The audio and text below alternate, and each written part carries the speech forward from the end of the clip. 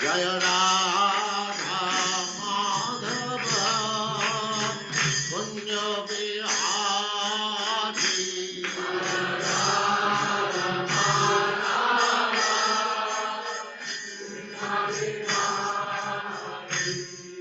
Jaya Radha Madhava Punya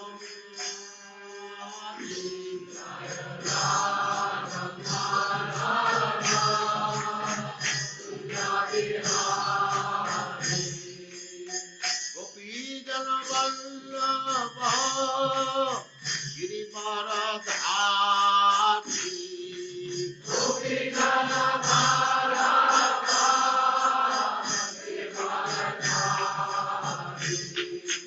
Gopijana Vallabha Girivaradhari Gopijana Vallabha Jaya Radha Madhava Kunja Vihari Jaya Radha Madhava Kunja Vihari Jaya Radha Madhava Kunja Vihari Jaya Radha Madhava Kunja Vihari Gopijana Vallabha Girivaradhari Gopijana Vallabha Girivaradhari Yashodanandana Braja Jana Ranjana Yashodanandana Braja Jana Yashodanandana Braja Jana Ranjana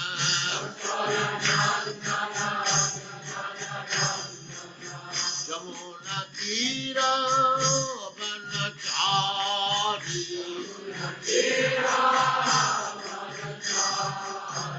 Jamuna Tira Vanachari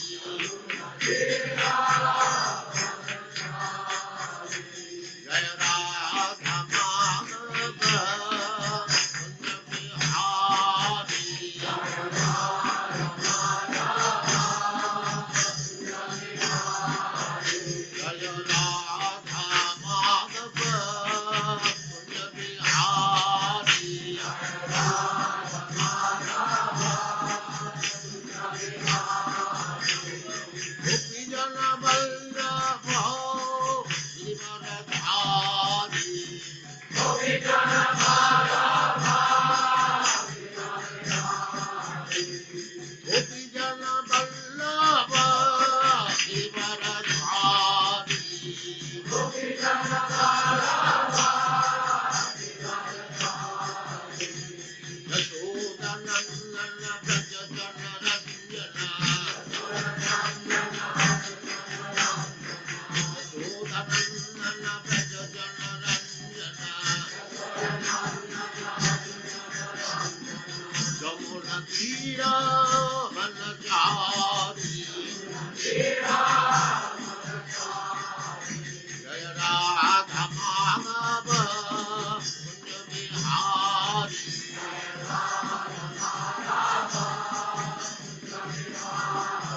Jaya Radha Madhava Kunja Vihari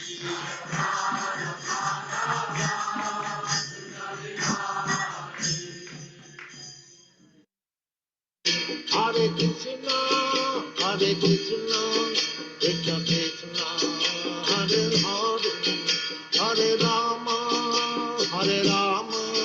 Rama Rama Hare Hare. Now, the devotees, thank you for your time in association as we continue today, starting with the second canto, Srimad Bhagavatam, Canto 2, Chapter 1, verses 1 to 11. This chapter is entitled The First Step in God Realization. Om Jnanatimirandasya Gyananjana Shalakaya Chakshurunmilitam Yena Tasmai Shri Gurave Namaha. Shri Chaitanya Manovistam Stapitam Yena Bhutale Swayam Rupa Kadamayam Dadati Swapadantikam Vandeham Shri Guru Shri Utapada Kamalam Shri Gurun Vaishnavamscha Shri Rupam Sagrajatam Sahagana Raghunatham Vitam Tam Sajivam Sadvaitam Savadutam Parijana Sahitam Krishna Chaitanya Devam Shri Radha Krishna Padan Sahagana Lalita Shri Vishakhan Vitamscha He Krishna Karuna Sindhu Dina Bandhu Jagatpate Gopesha Gopika Kanta Radha Kanta Namastute Tapta Kanchana Gaurangi Radhe Vrindavaneshwari Prishabhanu Sute Devi Pranamami Hari Priya Vanchakalpata Rubhyascha Kripa Sindhu Bevacha Patitanam Pavinebhyo Vaishnavebhyo Namo Namaha Namo Vishnupadaya Krishnaprastha Bhutale Srimate Bhaktivedanta Swami Nitya Namine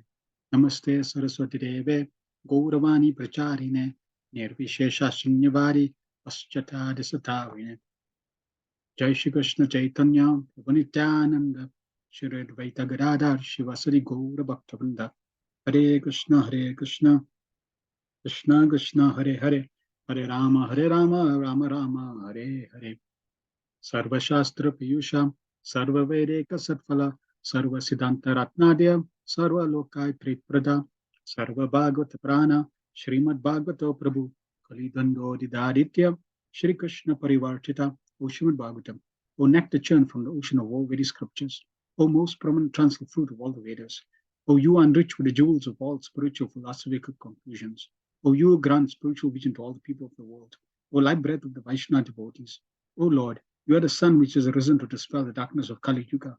You are actual Lord Krishna who has returned amongst us. Paramananda Pataya, Prema Varshasharayate, Sarvada Sarvasevyaya, Shri Krishnaya Namastute, O Srimad Bhagavatam. Offer respectful obeisance unto you. By reading you one attains transcendental bliss. For your syllabus reign pure love God upon the reader.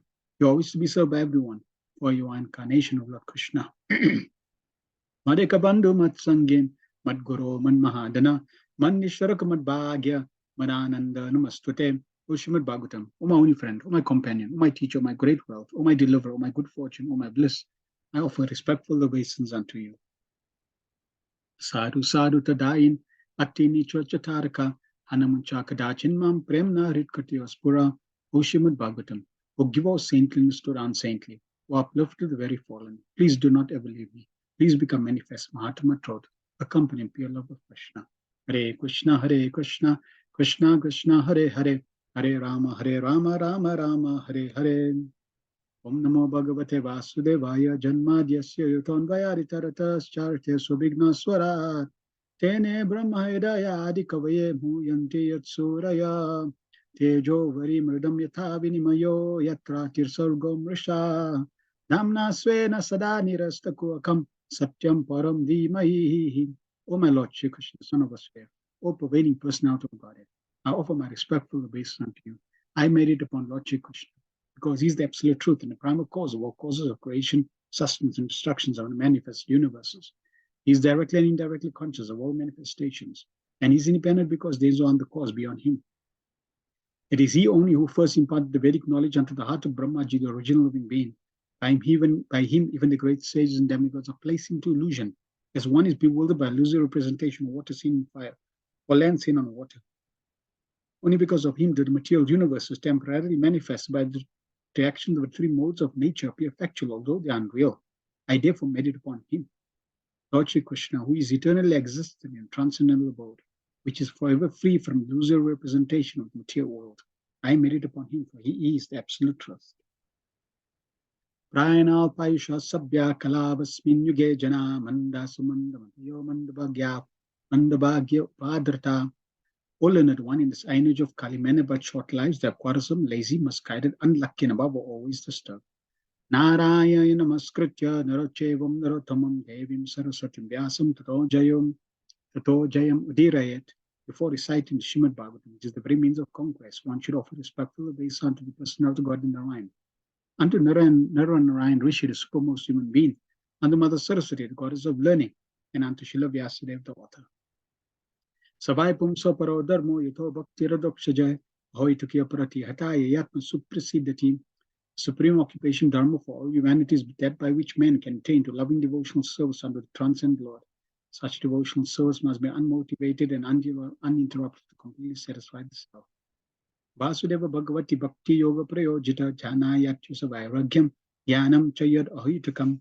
By rendering devotional service unto the personality of God, Krishna, one immediately acquires causeless knowledge and detachment from the Vedanti tat tat pravidas tattvam yaj gnanam advayam brahmeti paramatmiti bhagavaniti sabyate.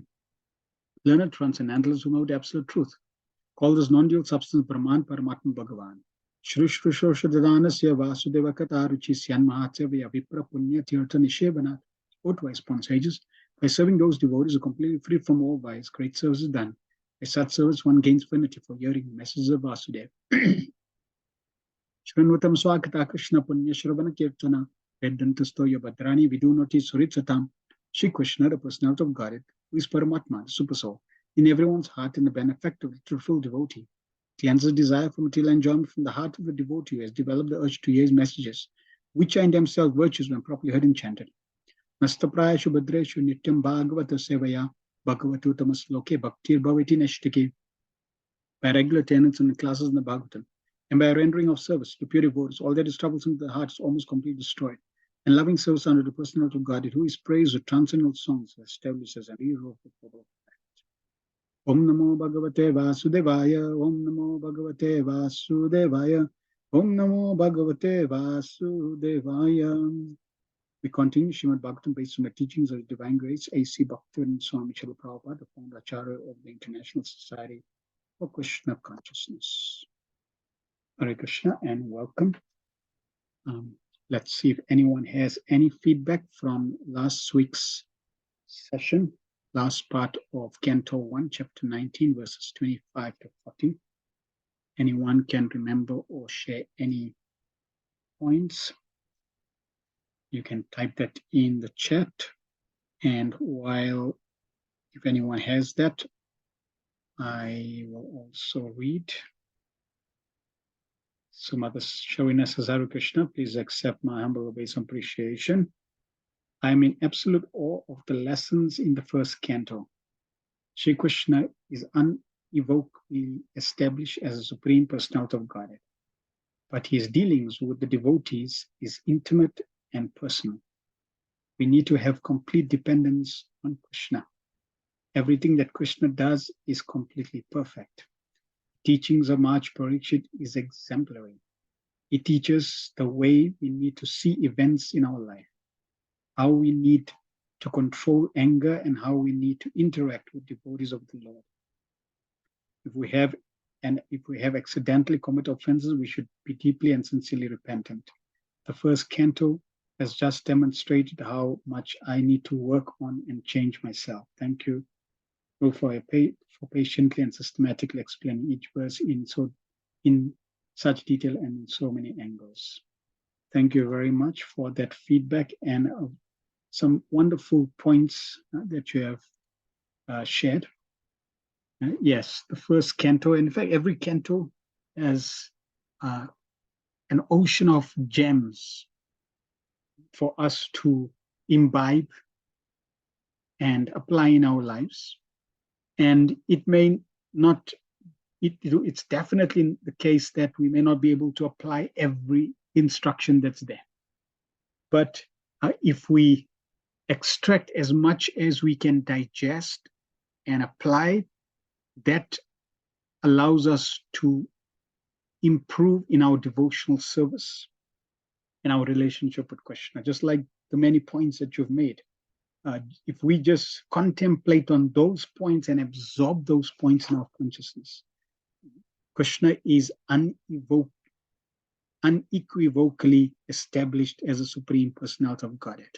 From the beginning, right to the end, right through the Bhagavatam, right till the end, again and again this is established. Krishna stu Bhagavan Swayam. So when we are completely convinced of that, naturally, the path of surrendering to the Supreme Personality of Godhead becomes easier. Why? Because we understand who Krishna is. And then many of the other aspects that you explained in terms of how to see the world, how to react, how to follow the instructions or the example of Maharaj Parikshit, etc. So yes, Bhagavatam is the crest jewel of all the Vedas, and we simply have to associate and pray to the Bhagavatam so that these instructions go deep within our heart and we are able to live as per the Bhagavatam's desire. Thank you for sharing that. Srila Prabhupada in verse 36 mentions, one can achieve the ultimate success of going back to Godhead if he is favored by the Lord's sending his true representative. As soon as a true representative of the Lord is met by a devotee of the Lord, the devotee is assured a guarantee for going back to Godhead just after leaving the present body. This, however, depends on the sincerity of the devotee himself.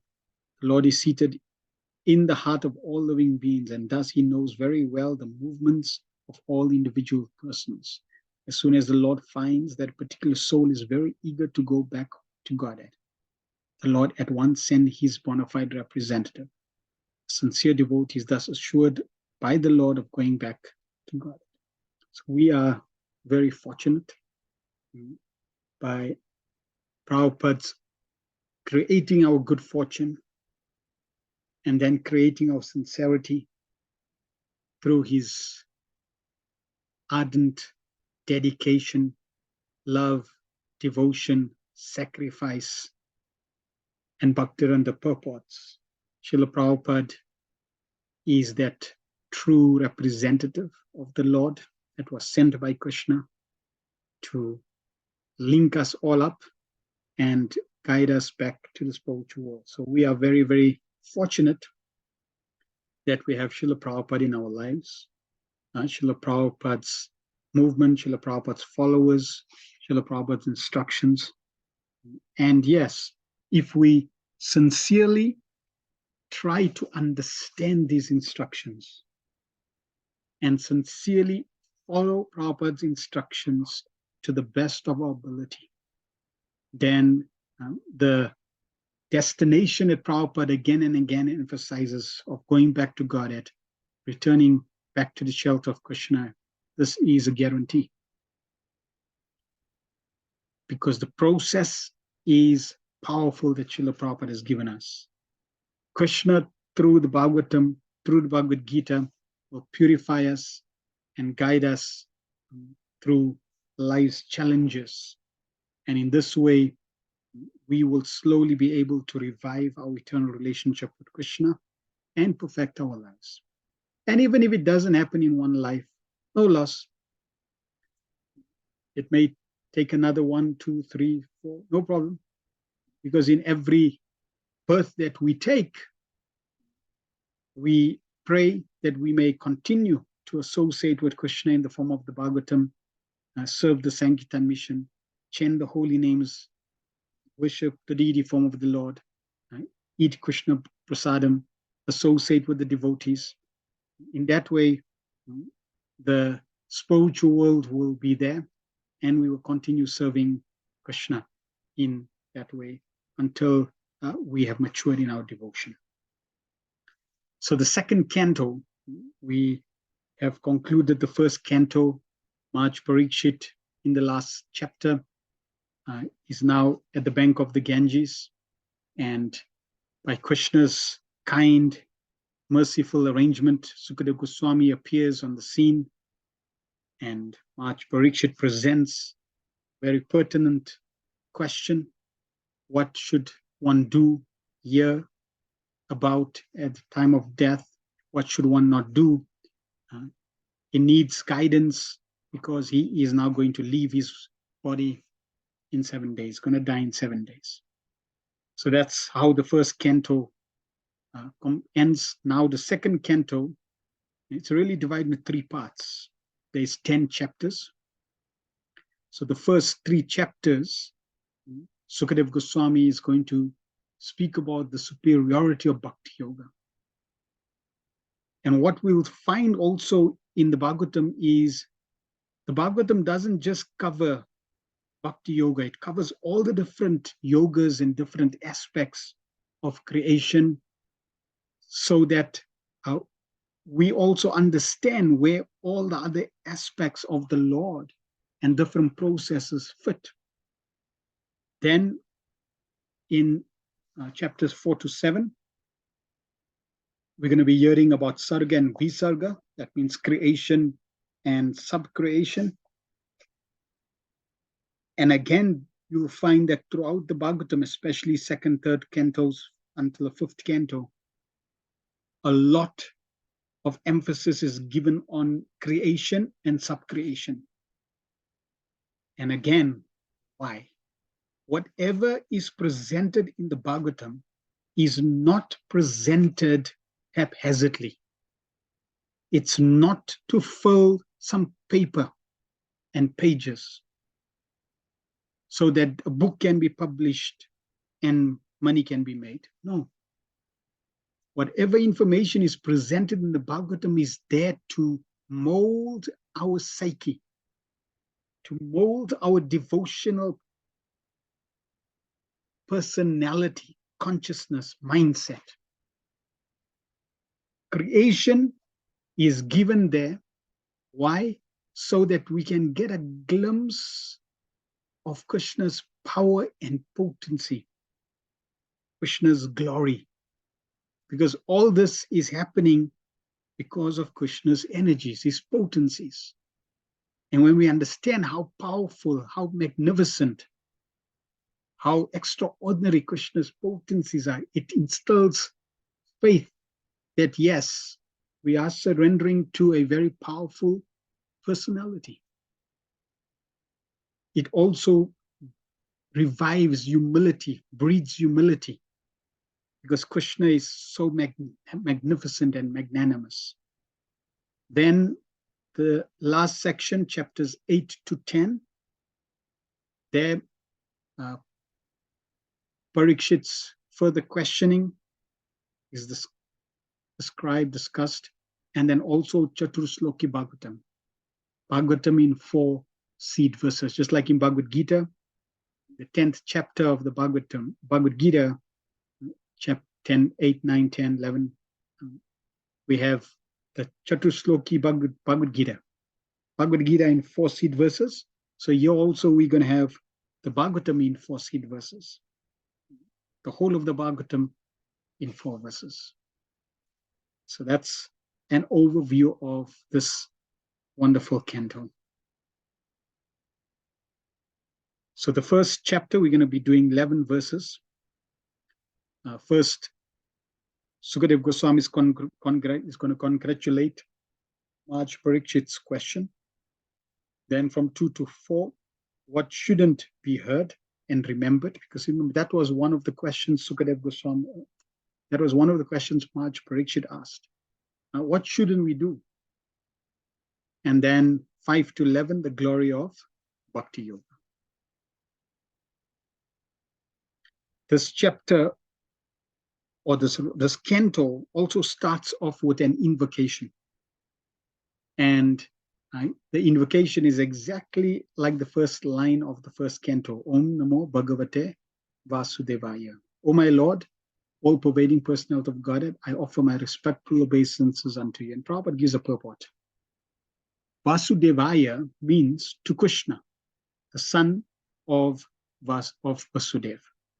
Since by chanting the name of Krishna, Vasudev, one can achieve all the good results of charity, austerity, and penances. It is to be understood that by chanting of this mantra, Om Namo Bhagavate Vasudevaya, the author or the speaker or any one of the readers of the Srimad Bhagavatam is offering respectful obeisance unto the Supreme Lord Krishna, the reservoir of all pleasure. In the first canto of the Srimad Bhagavatam, the principles of creation are described. And the first canto may be called creation. Similarly, in the second canto, the post-creation cosmic manifestation is described. The different planetary systems are described in the second canto as different parts of the universal body of the Lord. For this reason, the second canto may be called the cosmic manifestation. There are 10 chapters in the second canto, and these 10 chapters, the purpose of the Srimad Bhagavatam, the different symptoms of the purpose are narrated. Prabhupada also makes an interesting point that when Krishna is Vasudevaya, which means Krishna, the son of Vasudeva. So Vasudev is referring to Krishna. So when we say Om Namo Bhagavate Vasudevaya, the word Bhagavate is used. So Vasudevaya is referring to Krishna, and Bhagavate is the potencies of Krishna. Therefore, when we say Om Namo Bhagavate Vasudevaya, we are really offering obeisance to Hare Krishna, to Radha Krishna, to Srimati Radhavani and Krishna, okay, through the word Bhagavate Vasudevaya. The first chapter describes the glories of chanting, and it hints at the process by which the neophyte devotees may perform meditation on the universal form of the Lord. In the first verse, Sukadeva Goswami replies to the questions of Maharaj Parikshit, who asked him about one's duty at the point of death. Maharaj Parikshit was glad to receive Sukadeva Goswami, and he was proud of being a descendant of Arjuna, an intimate friend of Krishna. Personally, he was very humble and meek, but he expressed his gladness about Lord Krishna, that Lord Krishna was very kind to his grandfathers, the sons of Pandu, especially his own grandfather, Arjuna. And because Lord Krishna was always pleased with Maharaj Parikshit's family, on the verge of Maharaj Parikshit's death, Sukadeva Goswami was sent to help him in the process of self-realization. Maharaj Parikshit was a devotee of Lord Krishna from his childhood, so he had natural affection for Krishna. Sukadeva Goswami could understand his devotion. Therefore, he welcomed the questions about the king's duty. Because the king hinted that worship of Lord Krishna is the ultimate function of every living entity, Sukadeva Goswami welcomed the suggestion and said, because you have raised questions about Krishna, your question is most glorious. Translation of the first verse is as follows. So Maharaj Parikshit is thinking that it was due to his connection with the Pandavas, who were very dear to Krishna, that Krishna, being pleased with the Pandavas, sent Sukadeva Goswami to help him. That is also true, and we read in the purport in the first canto, the last chapter, where Prabhupada says that even Krishna is very dear to the devotees and is also dear to, in fact, it wasn't in the last canto. It was actually when I did the class on the first day of Kartik, I quoted a verse where Krishna says that he's very dear to the devotees, but what is about being dear to the devotees? He's even dear to those who are dear to devotees. So Prabhupada is no doubt very dear to Krishna. Krishna is very dear to Srila Prabhupada. And the fact that we are connected to Srila Prabhupada through that statement of Krishna means that we are also dear to Krishna. Krishna notices us because why? Of our connection with Prabhupada. So in that sense, Maharaj Parikshit is feeling the same. That because of my connection with the Pandavas, I'm getting blessings. And Krishna also will bless those family members that are connected to us because we are connected to Prabhupada. This chain of mercy and connection will continue, one generation after another. It could be, 100 generations down. Someone will be getting the mercy because they are connected to someone who's connected to someone who's connected to someone, even if it's 100 or million generations back who's connected to Prabhupada. This is the glory of Srila Prabhupada. It's creating the good fortune for everyone. Text 1. Sri Sukho Vacham Variyan Eshate Prashna Krito Loka Hitam Ripa Atma Vitsamata Pumsam Shrota Vyadishu Yapara Yaparha. Sri Sukadev Goswami said, "My dear king, your question is glorious because it is very beneficial to all kinds of people. The answer to this question is the prime subject matter for hearing, and it is approved by all transcendentals." Now, note that the question that Maharaj Parikshit asked was not a specific question related to himself. It was a question that was very general and applicable to every living entity. And because it was also connected to Supreme Personality of Godhead, Krishna, that question became very pertinent and very glorious. Prabhupada in the purport says, even the very question is so nice that it is the best subject matter for hearing. Simply by such questioning and hearing, one can achieve the highest perfectional stage of life. So the point here that we have to appreciate is what type of questions we ask. We don't want to just ask questions because we want to be in the spotlight. Let me ask a question so that I'll be on the recording. Let me ask a question so that I'll be on live stream. No. Or we want to ask a question because it'll show how smart I am. That's not the reason for questioning. The questions need to be relevant and pertinent to one's own understanding and progress in spiritual life. Genuine questions so that one can make genuine spiritual advancement. Sukadev Maharaj Parikshit's question was genuine. It wasn't just for show. It was a very practical, relevant question for him to advance. So that is the ideal questions. Also, in terms of, especially during a public program, when Prabhupada would ask for questions, Prabhupada would always emphasize that ask questions relevant to the subject that was discussed.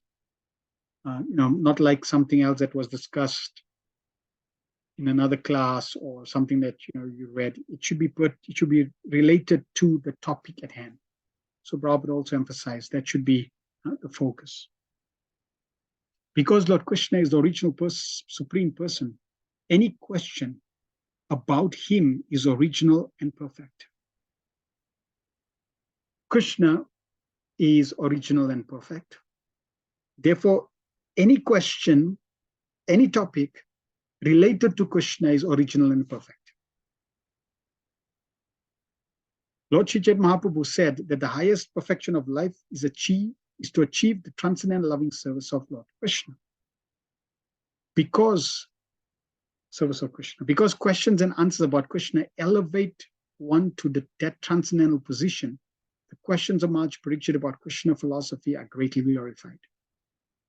Maharaj Parikshit wanted to absorb his mind completely in Krishna, and such absorption can be effected simply by hearing about the uncommon activities of Krishna. This is why hearing is extremely important. Because if we do not hear subject matter, it does not give the mind something to become absorbed or focused on. We may not be incessantly attached to the holy name that we can chant 24 hours a day. Therefore, hearing about Krishna consciousness is another means to absorb the mind.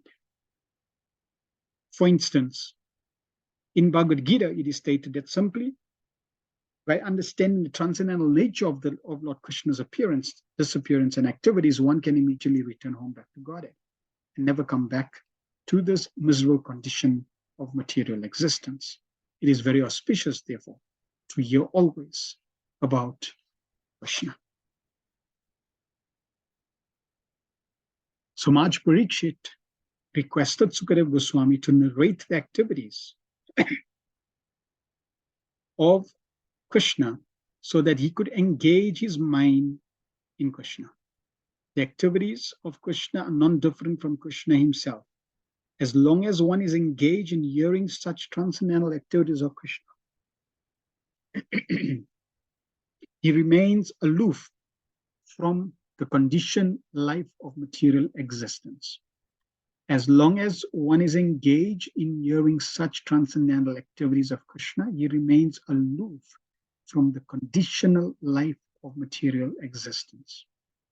The topic of Lord Krishna are so auspicious that they purify the speaker, the hearer, and the inquirer.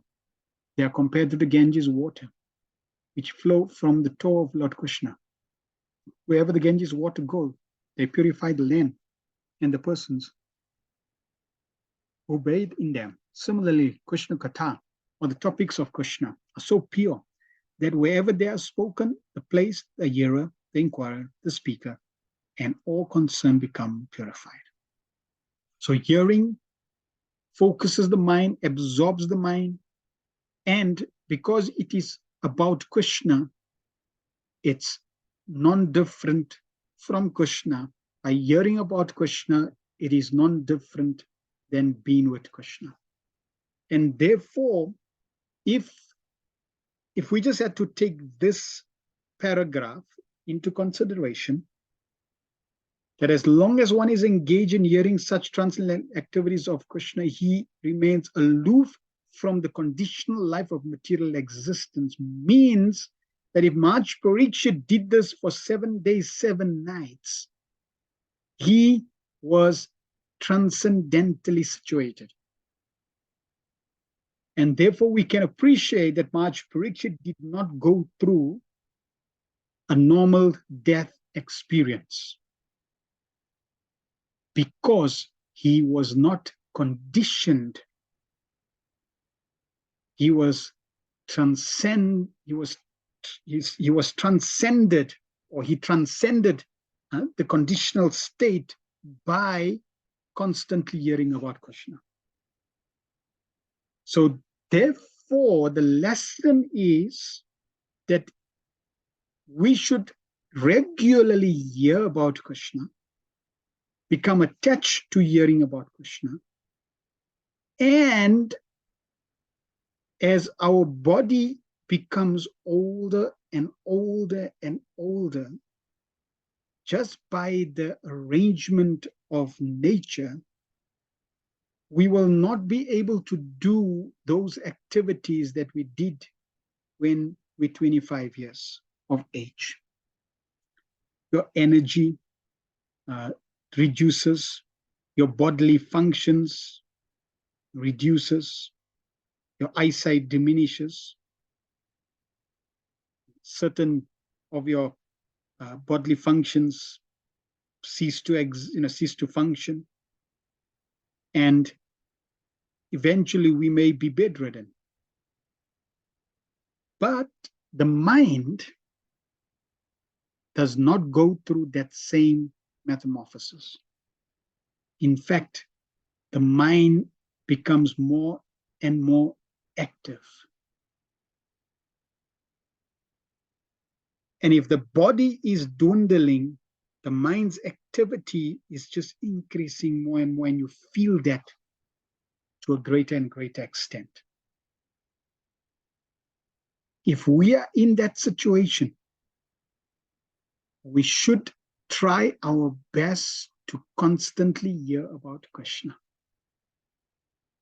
If we cannot physically try to hear about Krishna, put Amala Bhakta's narration on the Srimad Bhagavatam, put Srila Prabhupada's lectures. So in this way, by constantly hearing the Bhagavatam, especially during that time, it is very, very important. If one can chant Hare Krishna and is able to focus on chanting Hare Krishna, glorious. If not, play Prabhupada's audio of chanting Hare Krishna, Kirtan, Bhagavatam.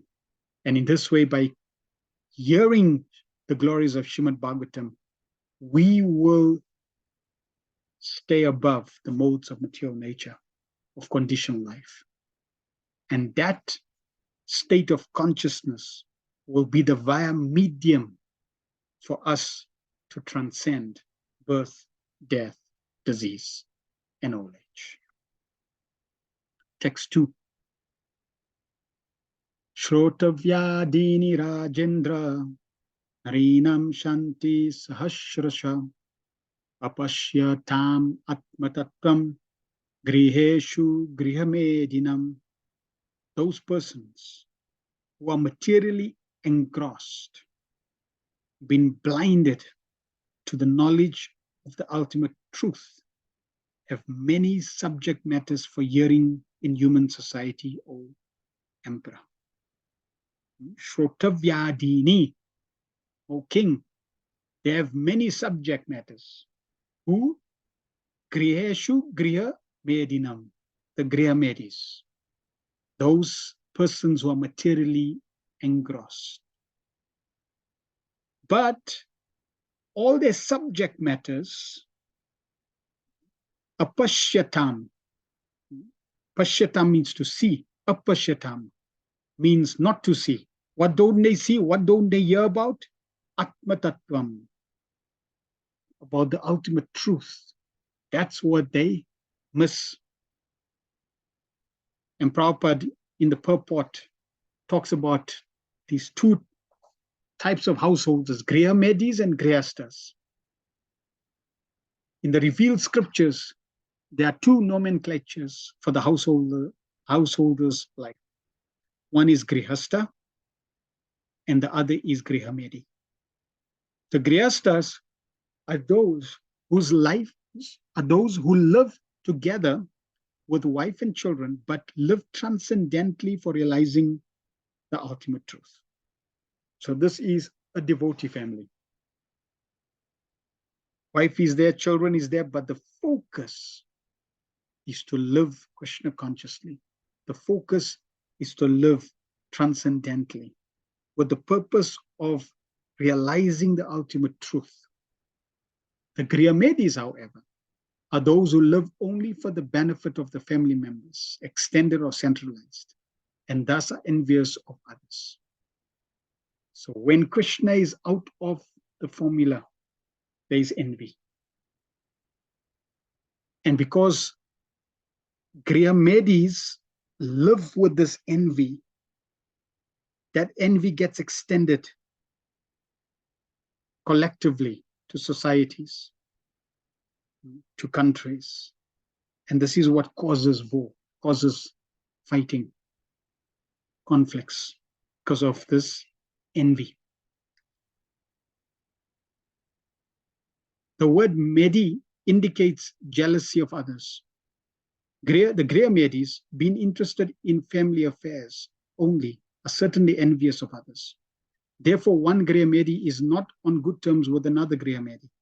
And in the extended form, one community, society, or nation is not on good terms with another counterpart of selfish interest. In the age of Kali, all the householders are jealous of one another because they are blind to the knowledge of the ultimate truth.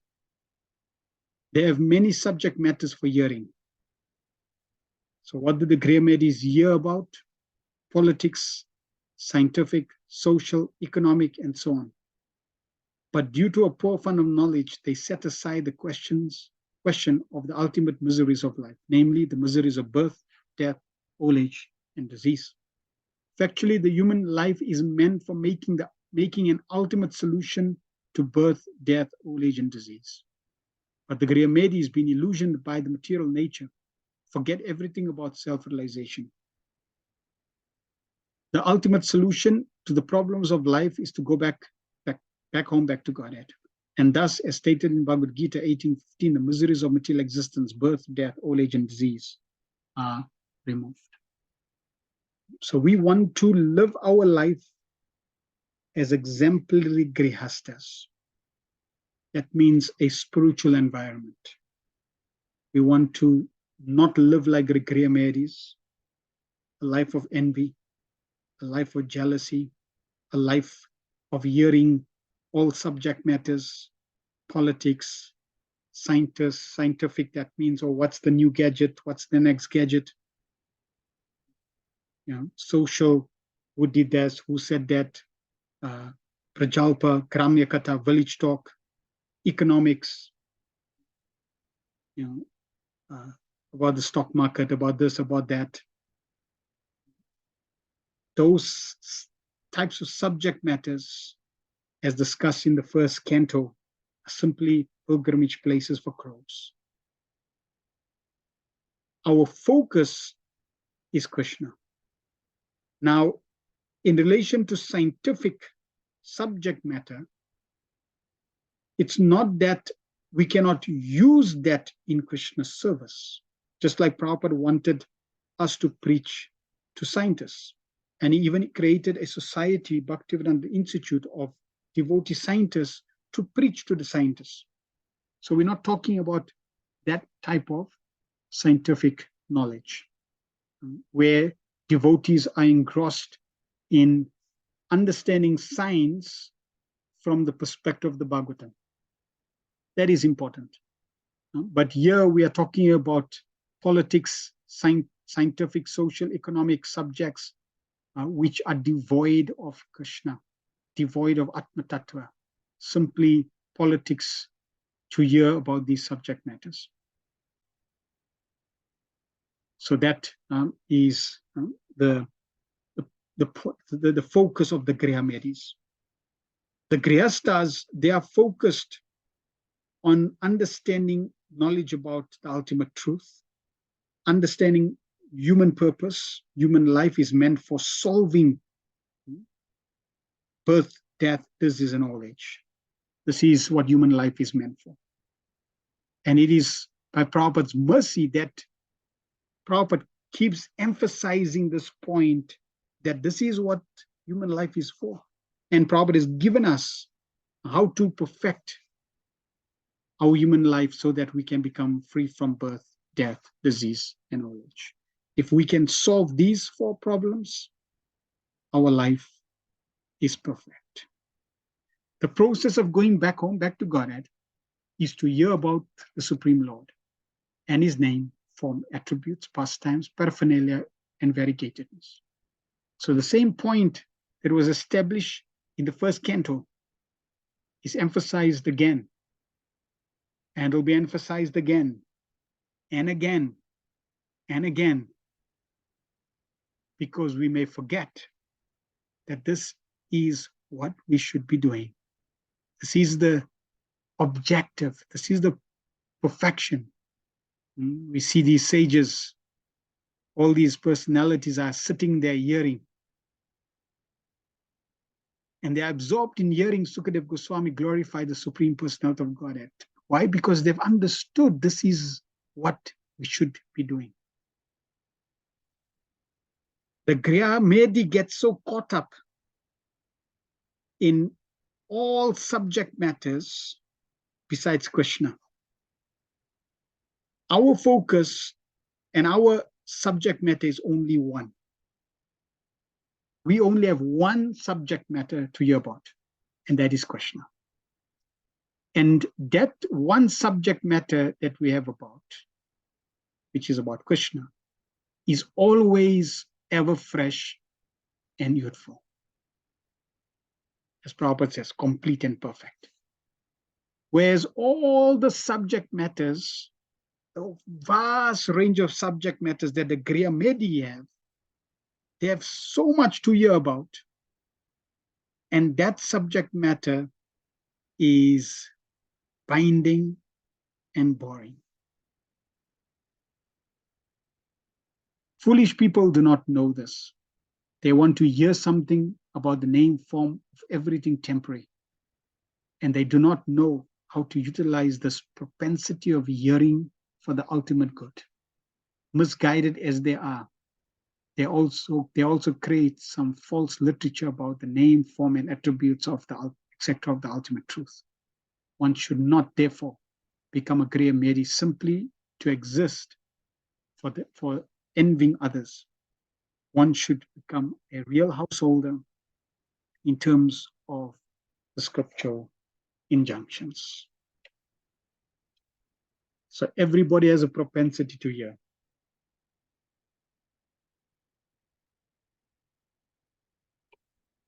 We want to develop, we want to cultivate, we want to mature the hearing about Krishna. Text 3. Nidraya rityate naktam ya vyavayena chan vavaya divacharte haya rajan kutumba bharanenava kutumba bharanenava. The lifetime of such an envious householder is passed at night either in sleeping or in sex indulgence, and in the daytime either in making money or maintaining family members. Therefore, Shreva Eva Kevalam. Total waste of time. This is because they are not absorbed in hearing about Krishna. Their focus is simply sleeping and sex and family maintenance and making money. The present human civilization is primarily based on principles of sleeping and sex indulgence at night, and earning money in the day and spending the same for the family maintenance. Such a form of human civilization is condemned by the Bhagavata school.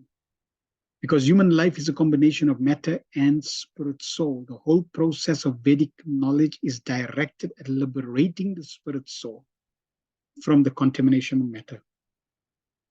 The knowledge concerning this is called Atma Tattva. So the Vedic civilization or the Vedic system is designed to free the soul, who is the real person caught and entangled in matter. Therefore, just eating, sleeping, sex life, maintenance, this is animal propensities. And if we only indulge in these animal propensities, then this means misuse of human form of life. And if we misuse the human form of life, it gets confiscated and we get a suitable animal body in which to live. So therefore, focusing on knowledge that is centered around Atma Tattva, centered around Krishna, centered around devotional service, this is human form of life. Those men who are too materialistic are unaware of this knowledge and are more inclined to economic development for material enjoyment. Such materialistic men are called karmis, or fruitive laborers, and they are allowed regulated economic development and association of women for sex indulgence. Those who are above the karmis, that is, the jnanis, the yogis, and the devotees, are strictly prohibited from sex indulgence. The karmis are more or less devoid of Atma Tattva knowledge, and as such, their life is spent without spiritual profit. Human life is meant for the hard labor for human life is not meant for hard labor for economic development, nor is it meant for sex indulgence like that of dogs and hogs. It is specially meant for making a solution to the problems of material life and the miseries thereof. So the karmis waste their valuable human life by sleeping and sex indulgence at night, and by laboring hard in the daytime to accumulate wealth, and after doing so, they try to improve the standard of materialistic life. The materialistic way of life is described here in a nutshell, and how foolishly men waste the boon of human life is described as follows. So we don't want to follow the grey mares. It is detrimental to human form of life. It is degrading, and it's really a waste of the boon of human form of life. There are better suited forms for enjoying these propensities, but the human form is meant for higher existence. Deha patya kala tradishva atman sainyasvasat vaswapi tesam brahmato nidanam vashyam api napashyati. Persons devoid of Atma Tattva do not inquire into the problems of life, being too attached to the fallible soldiers like the body, children and wife. Although sufficiently experienced, they still do not see the inevitable destruction. So it's not that there is no example or evidence to reveal the dangers that are there. They're seeing it, but they're ignoring it. Just like an ostrich that's chased by a tiger or a lion. It runs and then finds, when it's chased by a tiger, it finds a hole and it puts his head in the hole thinking, I'm safe now. I can't see the tiger. So unfortunately, the Griyamedis are like that. They don't want to heed the instructions that are given there, the evidence given there by nature. This material world is called the world of death. Every living being, beginning from Brahma, whose duration of life is some thousands of millions of years, down to the germs, who live for a few seconds only, struggling for existence.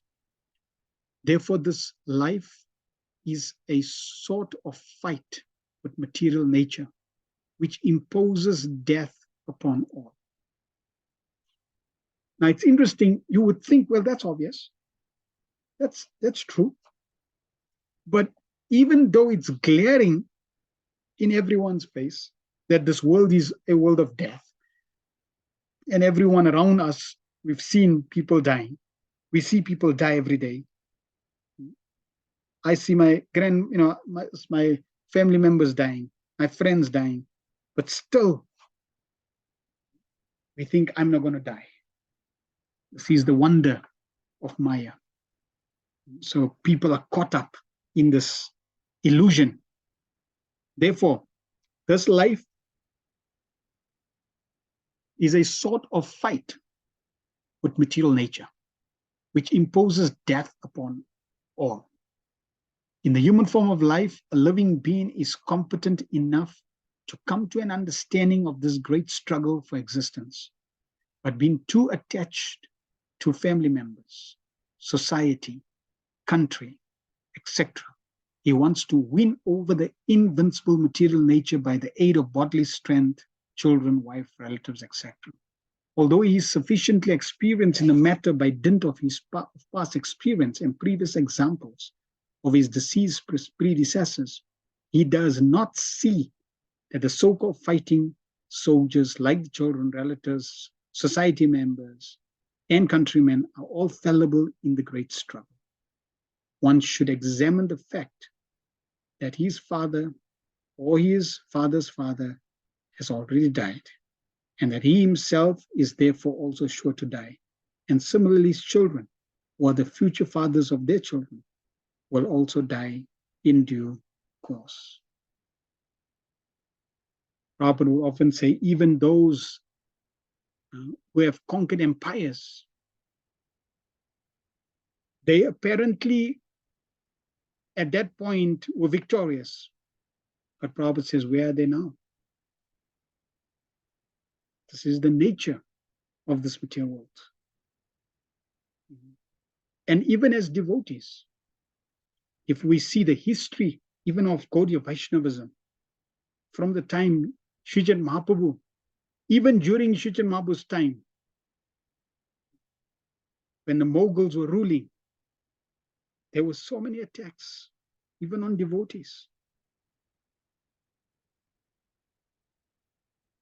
So over generations and generations, this has continued. Winter and summer, matrash pasas to kumtiya, shitoshna sukadika.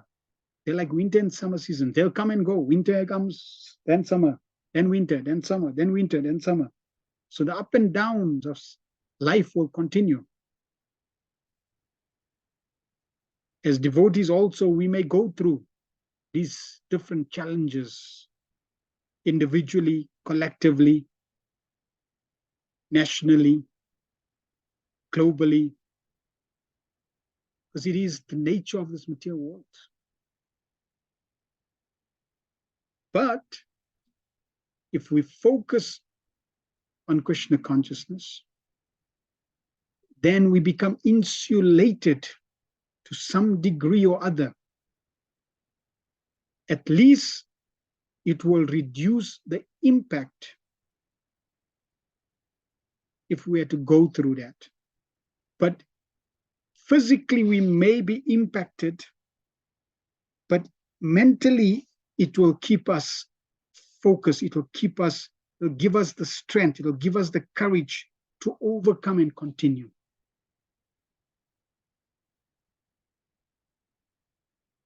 Because we don't know what our karma is. If you look at, even when Krishna was here, Kamsa had inflicted so much punishment, suffering on so many living entities, even while Krishna was present. The Kauravas. That's why Krishna came to destroy, or to destroy that type of ruling and establish Yudhishthira Maharaj as the rightful king. But even by establishing Yudhishthira Maharaj, Parikshit Maharaj, how long did it last? A few hundred years. And then winter comes in and there's destruction. And then it will be reestablished and there will be destruction, and re-established and there will be destruction. So this type of cyclic nature goes on. This is a world of death. Time controls and destroys everything. So therefore, while we have time, while we are healthy, we should use our time optimally in Krishna consciousness. Prabhupada then continues, no one will survive in the struggle with material nature. So we can see Prabhupada, these purports are not pessimistic. These purports are realistic. Prabhupada is giving the truth in a crystal clear manner for us to understand and get it. Because if we still think that we can be happy in this world minus Krishna, that is foolishness. The history of human society definitely proves it. Yet the foolish people still suggest that in future they'll be able to live perpetually with the help of material science. And if you see, yeah, this is the absurdity. Yes, we'll be able to create stem cells and genetic engineering and, you know, preserve people's consciousness and brains.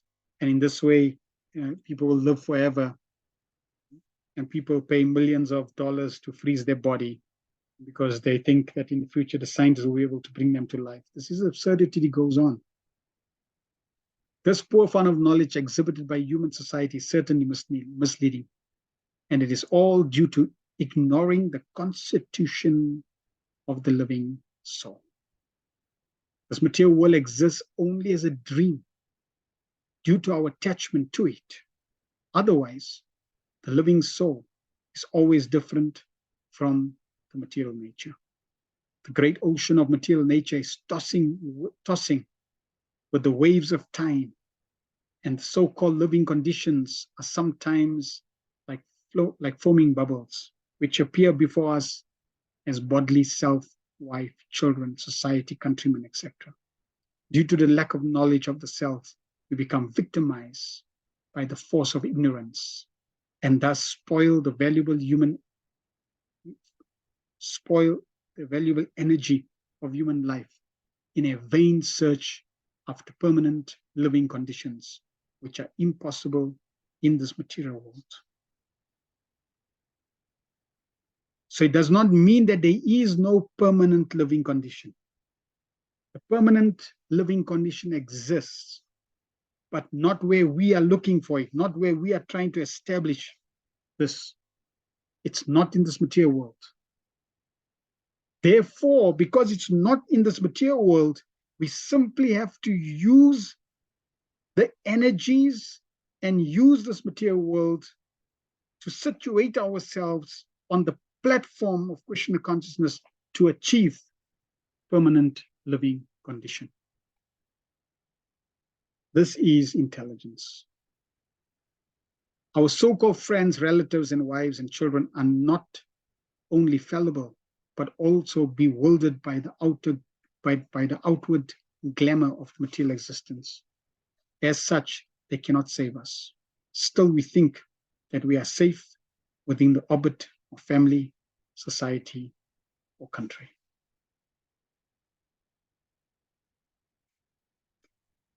So we're definitely not safe.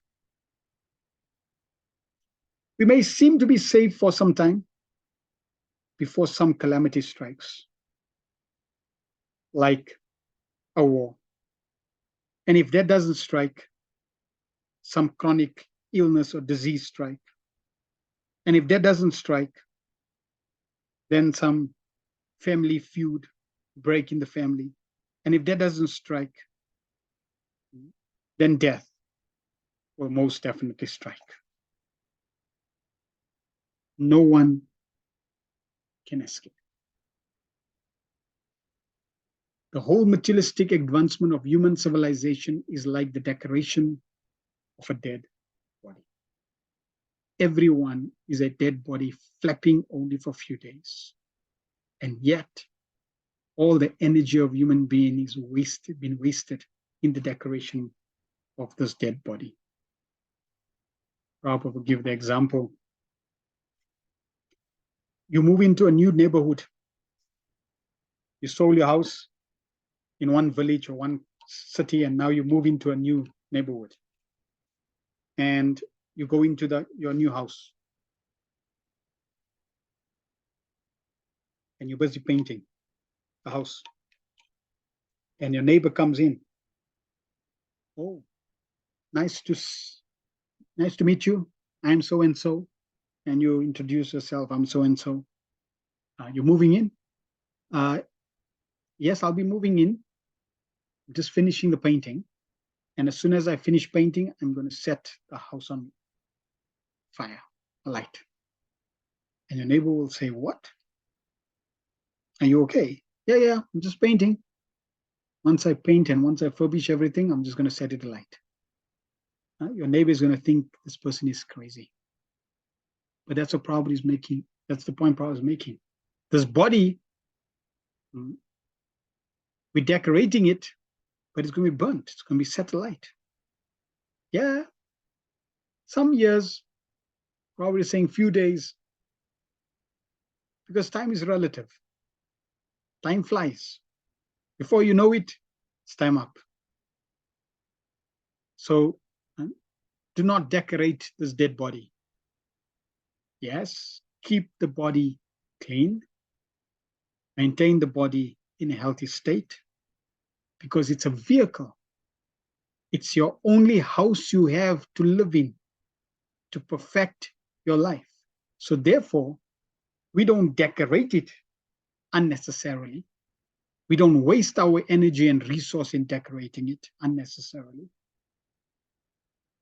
We don't pamper it, but we keep it fit and healthy for its purpose, to practice self-realization. That is the objective. That is the goal. That is intelligence. Sukadeva Goswami is pointing out the duty of human being after showing the actual position of bewildered human activities. Persons who are devoid of knowledge of Atma Tattva are misguided. But those who are devotees of the Lord and have perfect realization of the transcendental knowledge are not bewildered. So we have heard from Sukadeva Goswami, those who are gramaries, those who are foolish, their subject matter devoid of Krishna. They do not perfect the human form of life. They abuse the human form of life. They will be caught up in the cycle of birth and death. They want to be free. They want to be peaceful. They want to be happy. But because they ignore the actual process of Krishna consciousness, then they cannot achieve peace, happiness, and true prosperity. The devotees, on the other hand, those who are submissive to the path of Atma Tattva, self-realization, they are totally, transcendently blissful and happy. Text 5. Tasmad Bharata Sarvatma Bhagavan Ishwaro Hari Shrotavya Kirtitavyascha Smartavyascha Chetabayam.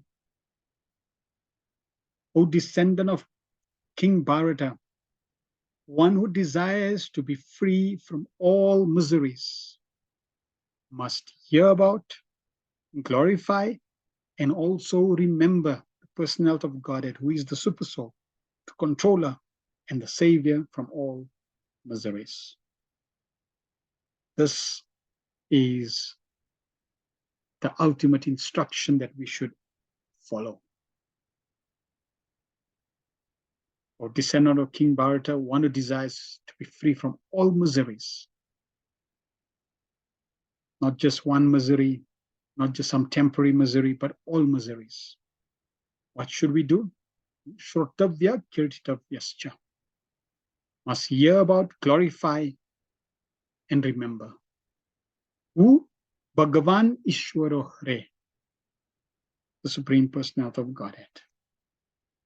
Purport.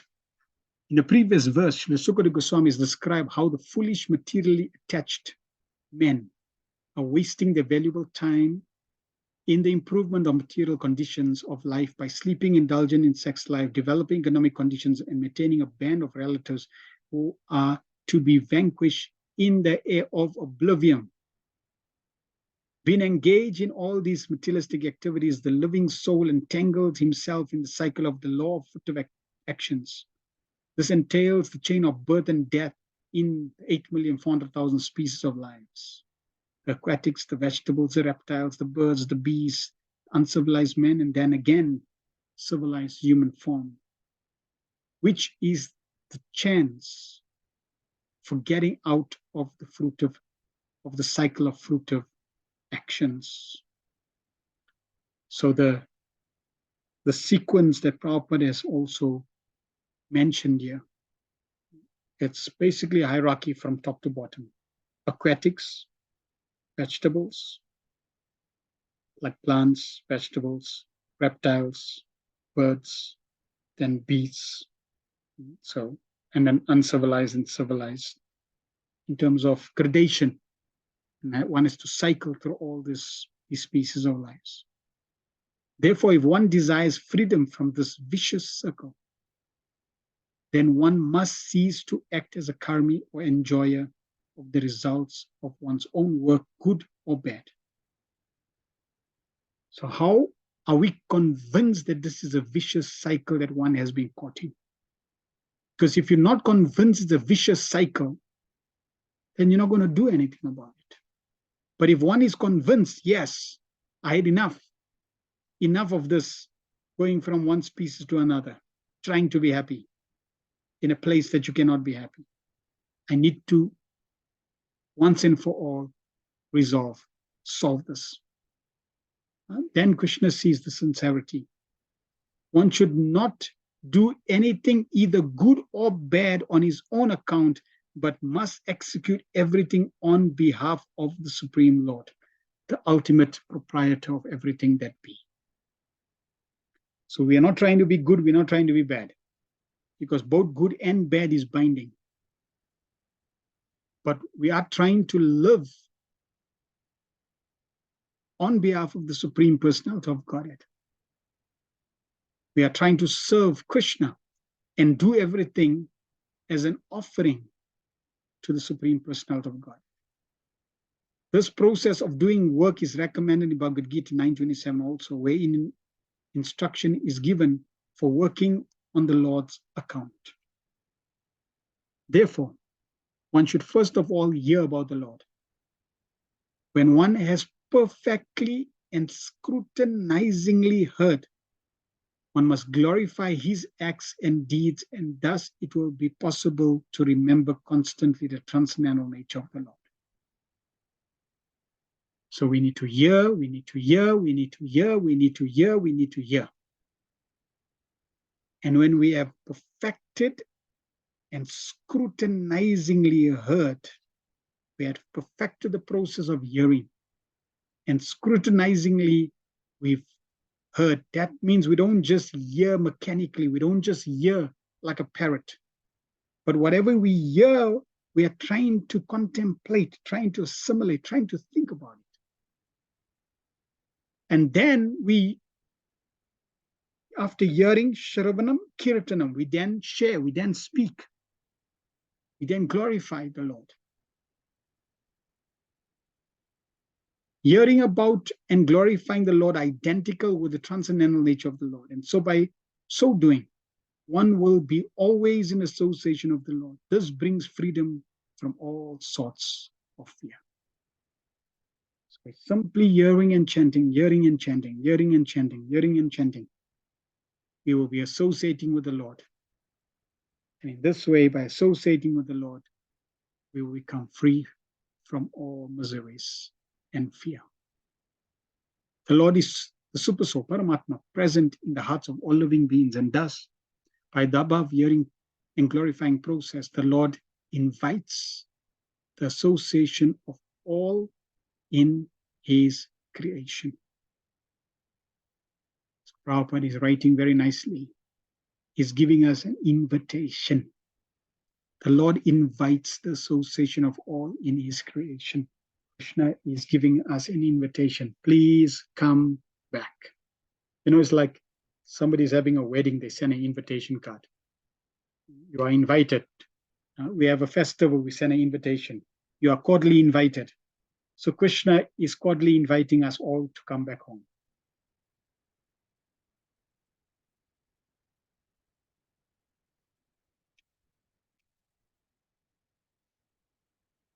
And when there's a festival, invitation for wedding, then, you know, you have to dress up and present yourself for that occasion. So we also are receiving this invitation, and then we have to present ourselves for the invitation, for the occasion, for the festival. So that means we have to prepare for the festival. And what is the preparation of the festival? Hearing and chanting. Like, for example, in the karmi world, sometimes, let's say at work, they have some occasion and they have a theme, and expect everyone to dress up with that theme. So then you have to go and prepare, get a costume or do whatever you have to do to prepare for the theme. So Krishna is inviting us, please come. Here's an invitation, come back home, back to Godhead. Prabhupada says, Krishna, when we go back, we can take part in Krishna's dancing party. So Krishna is inviting us. Now we have to prepare for that. There's a theme. So we need to prepare. And what's the preparation? Hearing and chanting, hearing and chanting, hearing and chanting. That's the preparation. And then while we're hearing and chanting, then there's the external preparation. Wearing tilak, having dhoti, kurta, sari. In this way, the foodstuffs we eat, the process of offering, worship, this is all preparation. Engaging in certain devotional skills or devotional services, making garlands, etc. Preparation. This process of hearing about and glorifying the Lord is applicable for everyone, whoever he may be, and it will lead one to the ultimate success in everything in which one may be engaged by providence. So we see Prabhupada's assurity. This is not false propaganda. This is not mass brainwashing. No, this is the truth. And yes, not everyone will grasp the truth, because Krishna says, Bahunam janmanamante. It takes many, many births to come to this realization. Out of thousands that are exposed to the truth, Krishna says very few will grasp and follow. And even amongst thousands of those who follow, very few will perfect their lives. And out of those few who even perfect their lives, hardly one will know Krishna. So it's rare. But we see Prabhupada's sacrifice, expending every verse, clarifying, putting it in perspective, expanding, so that we don't get it wrong in any form or shape.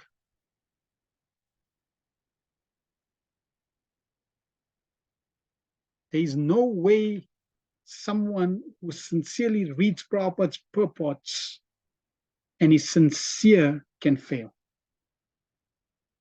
And then Prabhupada is assuring, by giving his blessings, this process of hearing about and glorifying the Lord is applicable for everyone.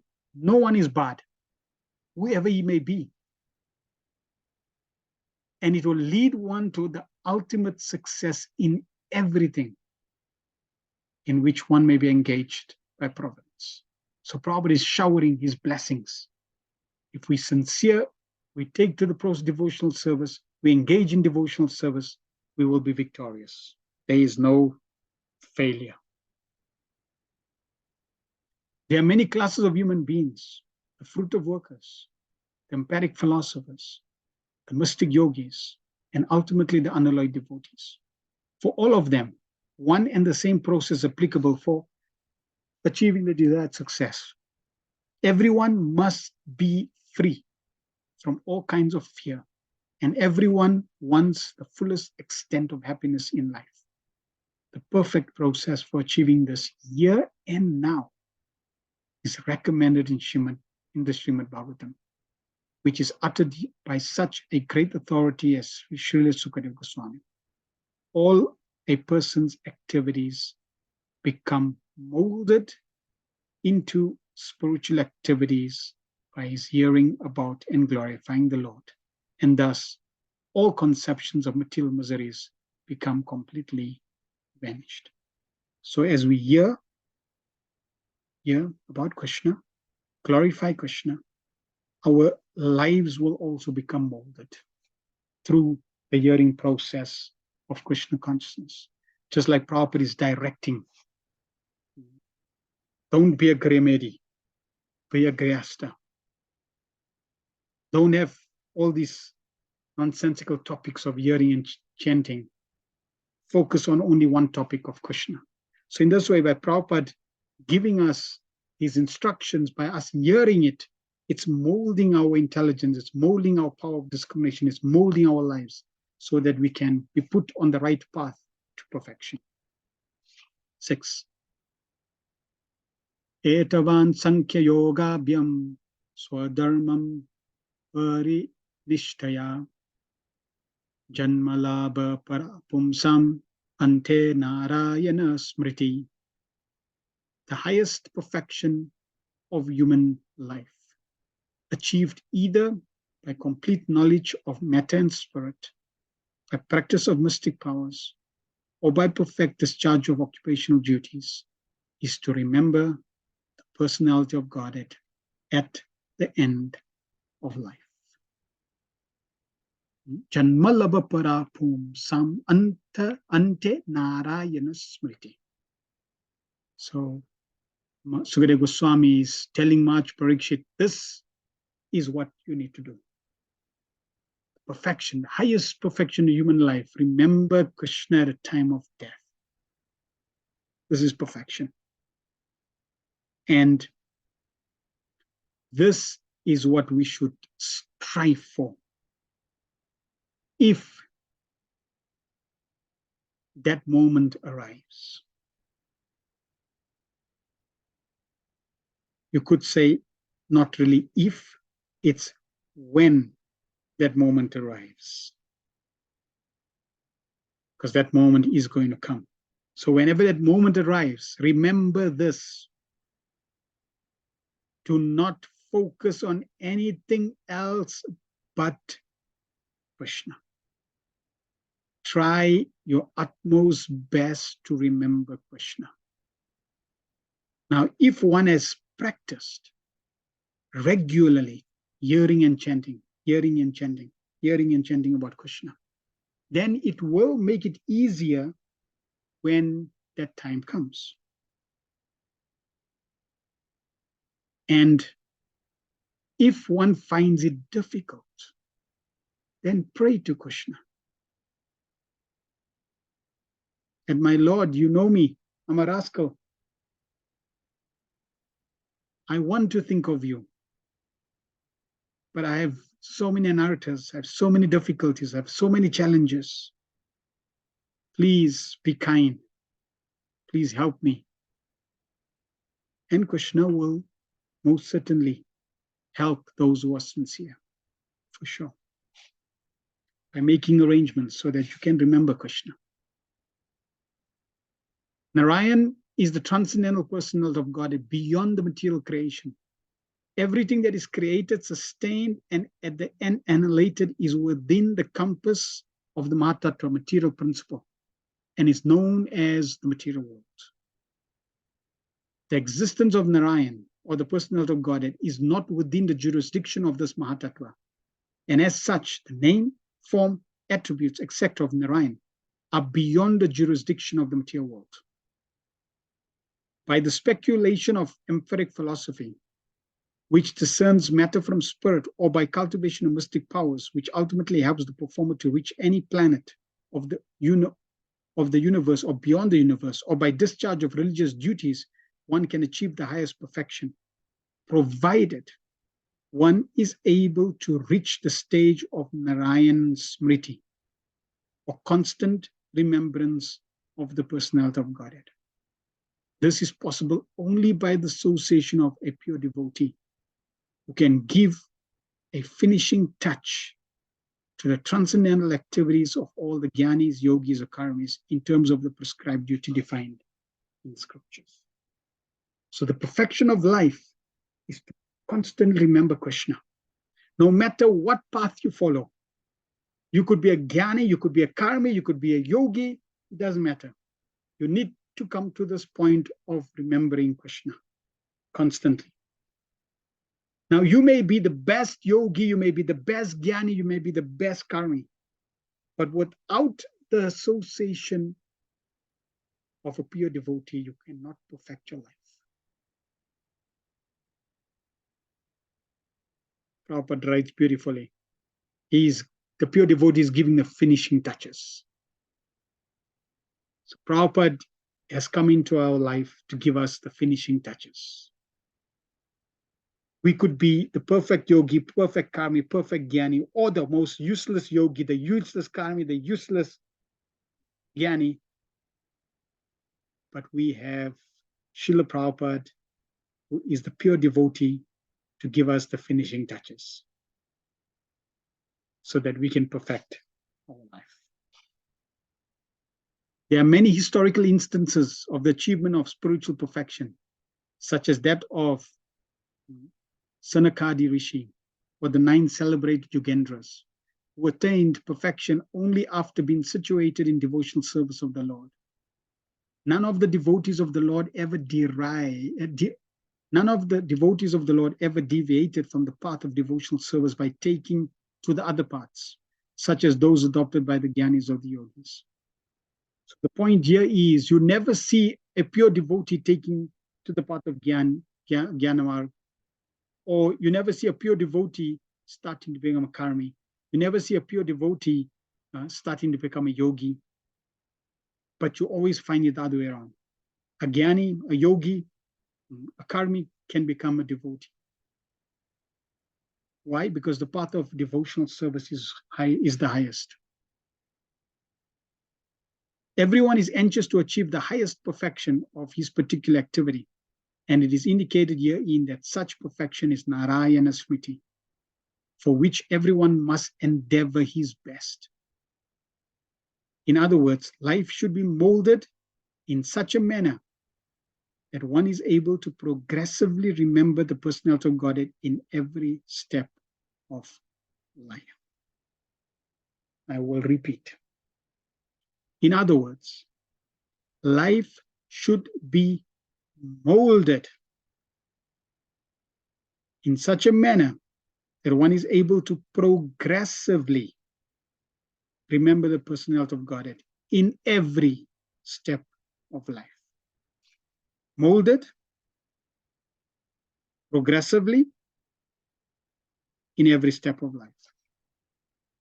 Why molded? Because you need to mold it, just like a clay potter. He takes a lump of clay, he drops that clay on a spinning wheel, and he molds it. If you just drop that clay, nothing's going to happen. He has to mold it with his fingers, which means we need to mold our life. It's not going to be automatic.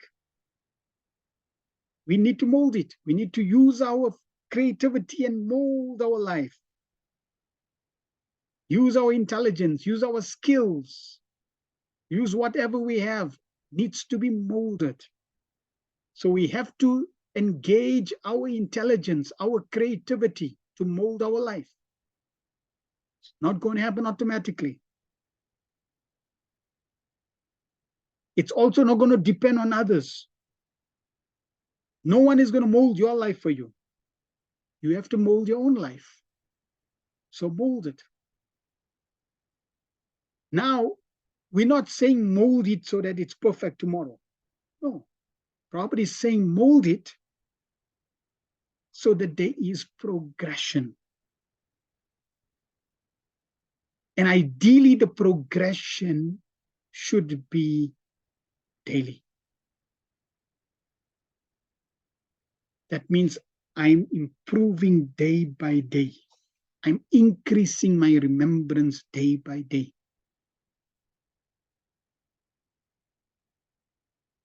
So I'm trying my best to remember Krishna, increase my remembrance, increase my devotional service, increase my Krishna consciousness. regularly, if not day by day, at least every Ekadasi.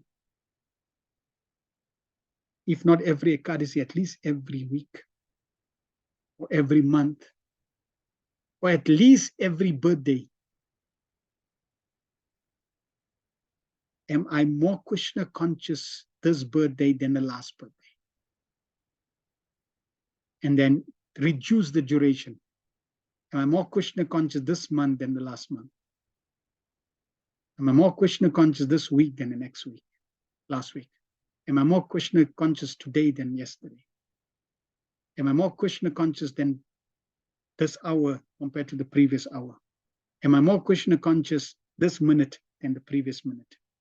Am I more Krishna conscious this second than the previous second? That is perfection.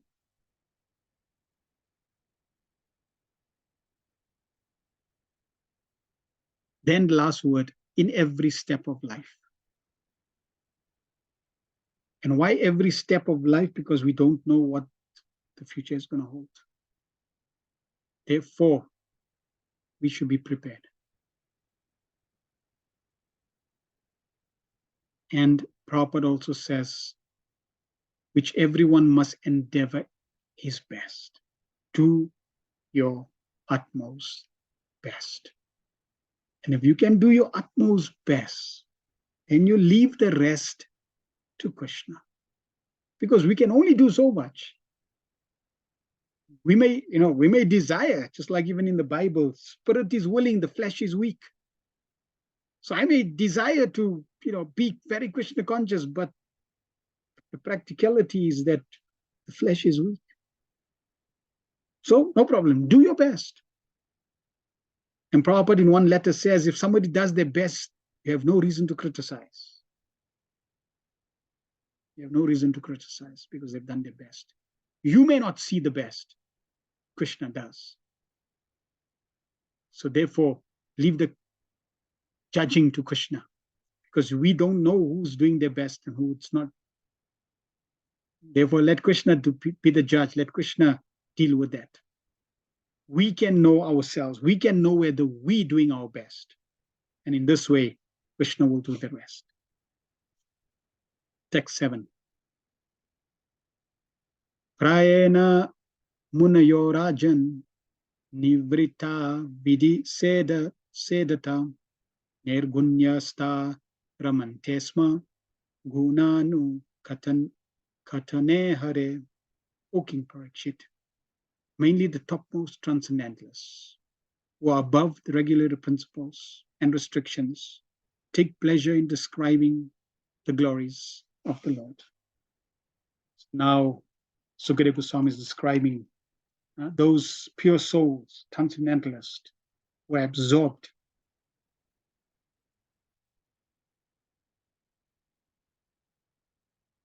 in hearing chanting. They're above the modes. Prabhupada says the topmost transcendentalist is a liberated soul and is therefore not within the purview of regulatory principles. A neophyte who is intended to be promoted to the spiritual plane is guided by the spiritual master under regulatory principles. He may be compared to a patient who is treated by various restrictions under medical jurisdiction. Generally, liberated souls take pleasure in describing the transcendental activities. As mentioned above, since Narayan Hari, the personality of Godhead, is beyond material creation, his form and attributes are not material. The topmost transcendentalists or liberated souls realize him by advanced experience of transcendental knowledge, and therefore they take pleasure in the discussions of the transcendental qualities of the Lord's pastimes. So the characteristic of a topmost transcendentalist is he derives pleasure in hearing about Krishna. If we are able to cultivate a taste for hearing Krishna consciousness, this is the greatest boon and benediction blessing. It means we are advancing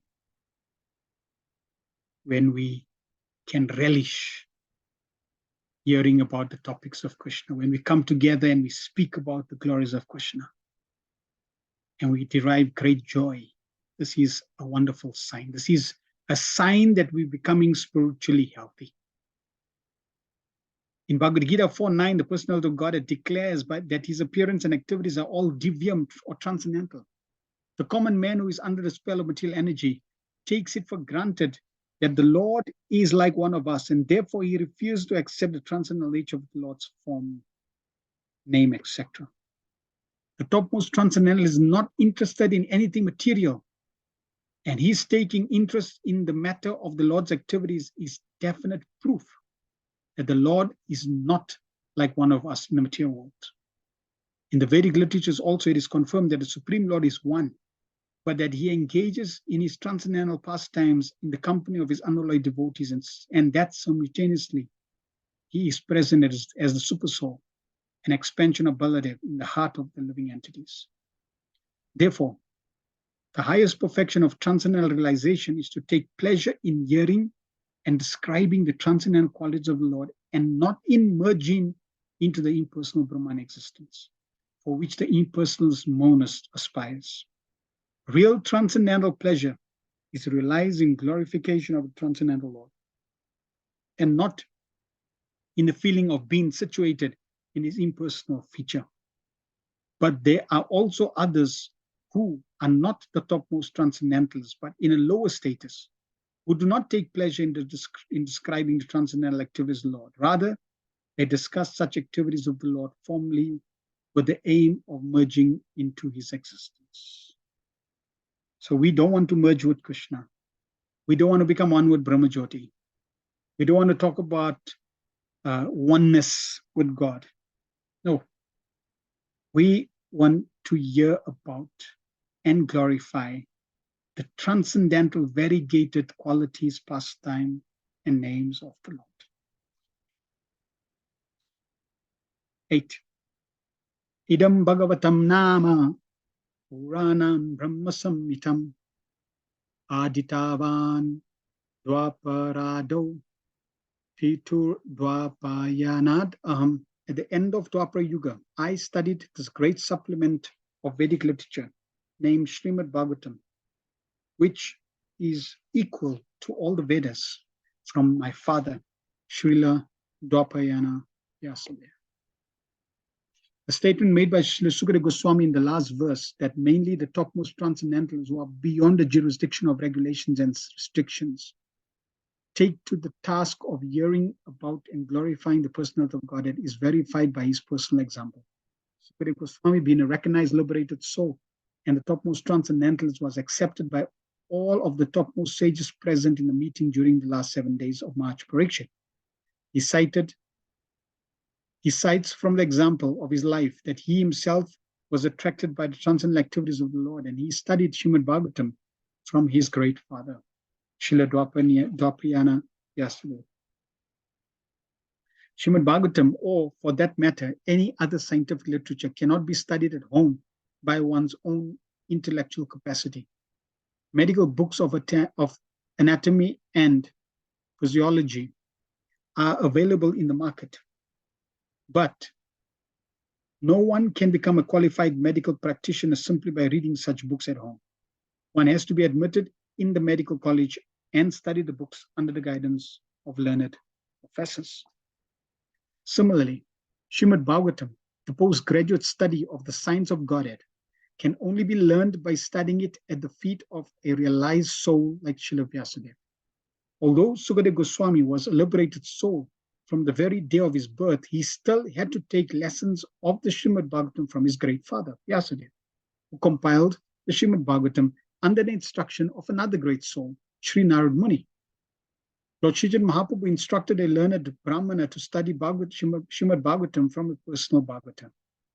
Srimad Bhagavatam is based on the transcendental name, form, attributes, pastimes, entourage, and variegatedness of the Supreme Person, and it is spoken by the incarnation of the personality of God at Srila Vyasadeva. The pastimes of the Lord are executed in cooperation with the pure devotees, and consequently, Historical incidents are mentioned in this great literature because they are related to Krishna. It is called Brahma Samitam because it is the sound representative of Lord Krishna, like the Bhagavad Gita. The Bhagavad Gita is a sound incarnation of the Lord because it is spoken by the Supreme Lord. And Srimad Bhagavatam is a sound representative of the Lord because it was spoken by the incarnation of the Lord about the activities of the Lord. And as stated in the beginning of this book, it is the essence of the Vedic desire tree and the natural commentation on the Brahma Sutra, topmost philosophical theses on the subject matter of Brahman. Vyasadeva appeared at the end of the Dwapara Yuga as a son of Satyavati, and therefore the word Dwapara Ado, or at the beginning of the Dwapara Yuga, in this context means just prior to the beginning of Kali Yuga. The logic of the statement, according to Srila Jiva Goswami, is comparable to that of calling the upper portion of a tree the beginning. The root of the tree is the beginning of a tree, but in common knowledge, the upper portion of a tree is first seen. In that way, the end of a tree is accepted as its beginning. So, Sukadeva Goswami learned Srimad Bhagavatam, even though he was perfectly self-realized, he learned it from the pure devotee. His Spoch Master, his father, Srila Vyasadeva. Vyasadeva learned it from Narad Muni. So we can only learn Srimad Bhagavatam from the self-realized pure devotees of the Lord. So we're very, very fortunate. We are learning Srimad Bhagavatam from Srila Prabhupada, who is a self-realized pure devotee of the Lord. And therefore, again, we see Prabhupada practically doing the greatest favor to the souls of Kali Yuga, that he's able to guide and educate the souls of Kali Yuga through his books, through his Bhaktivinoda purports. It's inconceivable, the magnitude of that service. Text 9.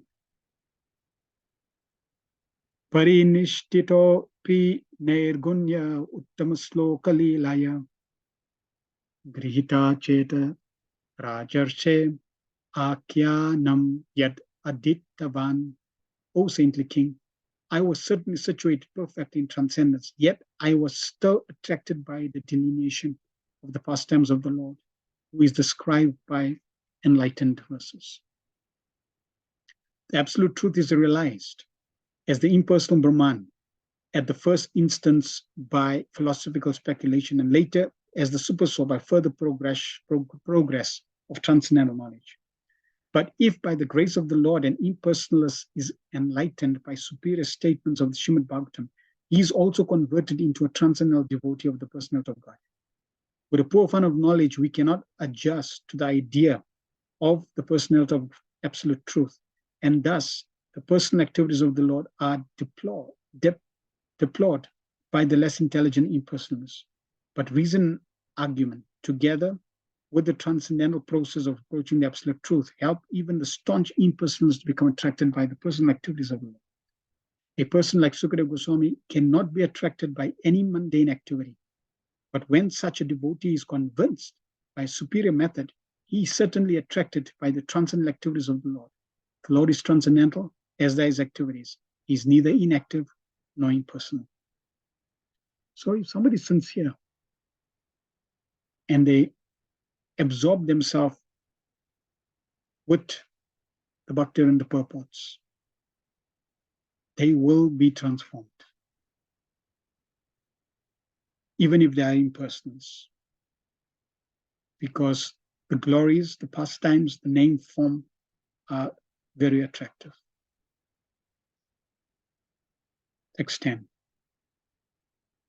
Tad aham te abhidasyami mahapauru shiko bhavan yasya shraddha datam sa asu syanmukunde mati sati.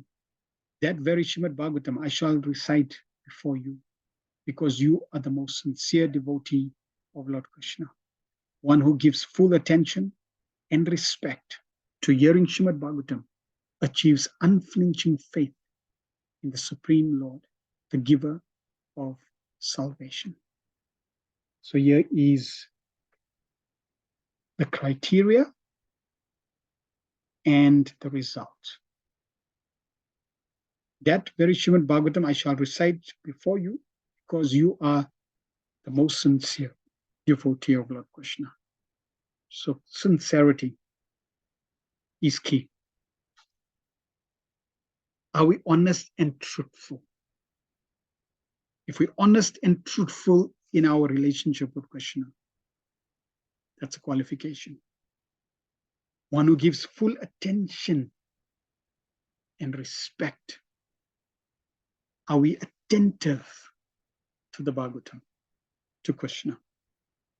Are we respecting the Bhagavatam and the hearing process of the Bhagavatam? If yes, then we will develop unflinching faith in the Supreme Personality of Godhead.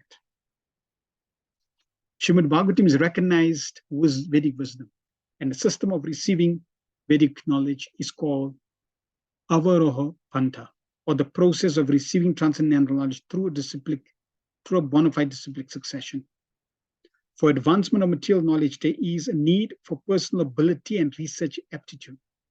But in the case of spiritual knowledge, all process depends more or less on the mercy of the spiritual master. The spiritual master must be satisfied with a disciple.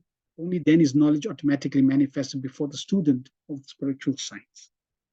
The process should not, however, be misunderstood to be something like magical feats, whereby the spiritual master acts like a magician and injects spiritual knowledge into his disciple, as if supercharging him with an electric current. The bona fide spiritual master reasonably explains everything to the disciple on the authority of Vedic wisdom. And we see Prabhupada doing that in his purpose. A bona fide spiritual reasonably explains. Prabhupada is using so much reason, so many angles, so many perspectives, so many avenues. Prabhupada is using every way to explain, to emphasize, to establish the points of devotional service in different ways again and again and again. The disciple can receive such teachings not exactly intellectually, but by submissive inquiry and a service attitude. The idea is that both the spiritual master and the disciple must be bona fide. In this case, the spiritual master Sukadeva Goswami is ready to recite exactly what he has learned from his great father Srila Vyasadeva. And the disciple Maharaj Parikshit is a great devotee of Lord Krishna. A devotee of Lord Krishna is he who believes sincerely that by becoming a devotee of the Lord, one becomes fully equipped with everything spiritual. This is faith. A devotee of Lord Krishna is he who believes sincerely that by becoming a devotee of the Lord, one becomes fully equipped with everything spiritual. If you become a devotee of Krishna, you have firm faith that Krishna will do everything. Krishna will provide whatever is required for you to perfect your spiritual life. You simply have to grab the opportunities that come your way. Be Krishna conscious as much as you can. Hear and chant and engage in as much devotional service as you can. And in this way, everything else will be taken care of. This teaching is imparted by the Lord himself in the pages of the Bhagavad Gita, in which it is clearly described that the Lord, Shri Krishna, is everything, and that to surrender unto him solely and wholly makes one the most perfect pious man. This unflinching faith in Lord Krishna prepares one to become a student of the Srimad Bhagavatam. And one who hears Srimad Bhagavatam from a devotee like Sukadeva Goswami is sure to attain salvation at the end, as Maharaj Parikshit did. The professional reciter of Srimad Bhagavatam and the pseudo devotee whose faith is based on 1 week's hearing are different from Sukadeva Goswami and Maharaj Parikshit. Srila Vyasadeva explained Srimad Bhagavatam unto Sukadeva Goswami from the very beginning of Janmadhyasya, or Srimad Bhagavatam 111 verse. And so Sukadeva Goswami also explained it to the king. Lord Krishna is described as the Mahapurusha in Srimad Bhagavatam Canto 11 in devotionals, and 11th Canto, in his devotional feature as Lord Sri Chaitanya Mahaprabhu. Sri Mahaprabhu is Lord Krishna himself in his devotional attitude, descended to the earth to bestow special favor upon the fallen souls of this age of Kali. Therefore, there are two verses particularly suitable to offer as prayers to this Mahapurusha feature of Lord Krishna. Deyam sada paribhava gayam abhishtadoham tirtashpadam shiva virinchas nutam sharanyam Bratyarti ham pranata pala bhavadipotam vande mahapurusha cha te charanarvindam Chaktva sudush tyaja surepshita rajya lakshmin dharmishta arya vashadyat agad aranyam maya mridam daitayep shitam anavad davad vande mahapurushate charanarvindam. Purusha means enjoyer, and Mahapurusha means the supreme enjoyer, or the supreme personality of Godhead, Shri Krishna.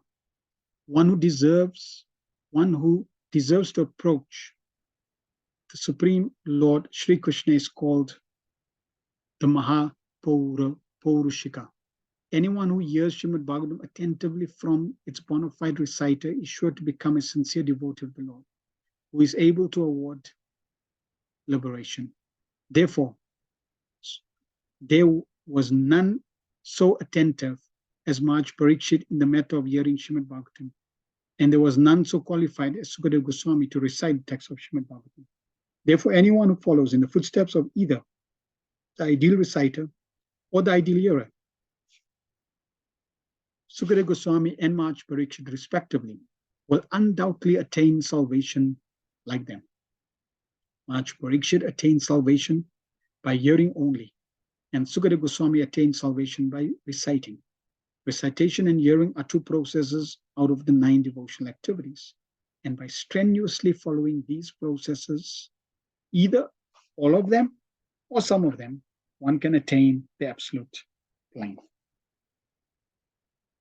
The key adjective is strenuously. We cannot be whimsical, we cannot be lazy, we have to strenuously follow the processes. So the complete text of Srimad Bhagavatam, beginning with Janmadhyasya, Srimad Bhagavatam 111 verse, up to the last verse in the 12th canto, Srimad Bhagavatam 12:13-23, was spoken by Sukadeva Goswami for the attainment of salvation by Maharaj Parikshit. In the Padma Purana, it is mentioned that Gautama Muni advised Maharaj Ambarish to hear regularly Srimad Bhagavatam as it was recited by Sukadeva Goswami. And then it is confirmed that Maharaj Ambarish heard Srimad Bhagavatam from the very beginning to the end, and it was spoken by Sukadeva Goswami. One who is actually interested in the Bhagavatam, therefore, must not play with it by reading or hearing a portion from here and a portion from there. One must follow in the footsteps of the great kings like Maharaj Ambarish or Maharaj Parikshit and hear it from a bona fide representative of Sukadeva Goswami. So we are trying to systematically hear that regularly through the mercy of Srila Prabhupada. Text 11. Etan nirvidyamananam mananam ichatam akutobayam yoginam nripa nirnitam harer namanukirtanam. O King, constant chanting of the holy name of the Lord after the ways of the great authorities is the doubtless and fearless way of success for all, including those who are free from all material desires, those who are desirous of all material enjoyment, and also those who are self-satisfied by dint of transcendental knowledge. So a very wonderful verse. O King, Constant chanting of the holy names of the Lord after the ways of the great authorities is the doubtless and fearless way of success for all, including those who are free from all material desires, those who are desires of all material enjoyment, and also those who are self-satisfied with them. So Prabhupada gives fairly extensive purport focused on this, the glories of the holy name. In the previous verse, the great necessity for attaining attachment to Mukunda has been accredited. There are different types of persons who desire to attain success in different varieties of pursuits. Generally, the persons are materialists who desire to enjoy the fullest extent of material gratification. Next to them are the transcendentalists who have attained perfect knowledge about the nature of material enjoyment and thus are aloof from such an illusory way of life. More or less, they are satisfied in themselves by self-realization. Above them are the devotees of the Lord, who neither aspire to enjoy the material world nor desire to get out of it. They are after the satisfaction of the Lord, Shri Krishna. In other words, the devotees of the Lord do not want anything on personal account. If the Lord desires, the devotee can accept all sorts of material facilities. And if the Lord does not desire this, the devotee can leave aside all sorts of facilities, even up to the limitation of salvation. Nor are they self-satisfied, because they want satisfaction of the Lord only. So very, very beautiful. There are different types of personalities. Those who want material gratification, those who want to be satisfied and be engaged in different levels of self-realization, transcendental knowledge, etc. So there are different levels, but the devotee ultimately is engaged in realizing that I only want to give pleasure to Krishna, nothing else. So the devotee is interested in Krishna's pleasure. All the other different levels of transcendentalists, materialists, yogis, karmis, jnanis, they still have some self-interest in terms of what I want.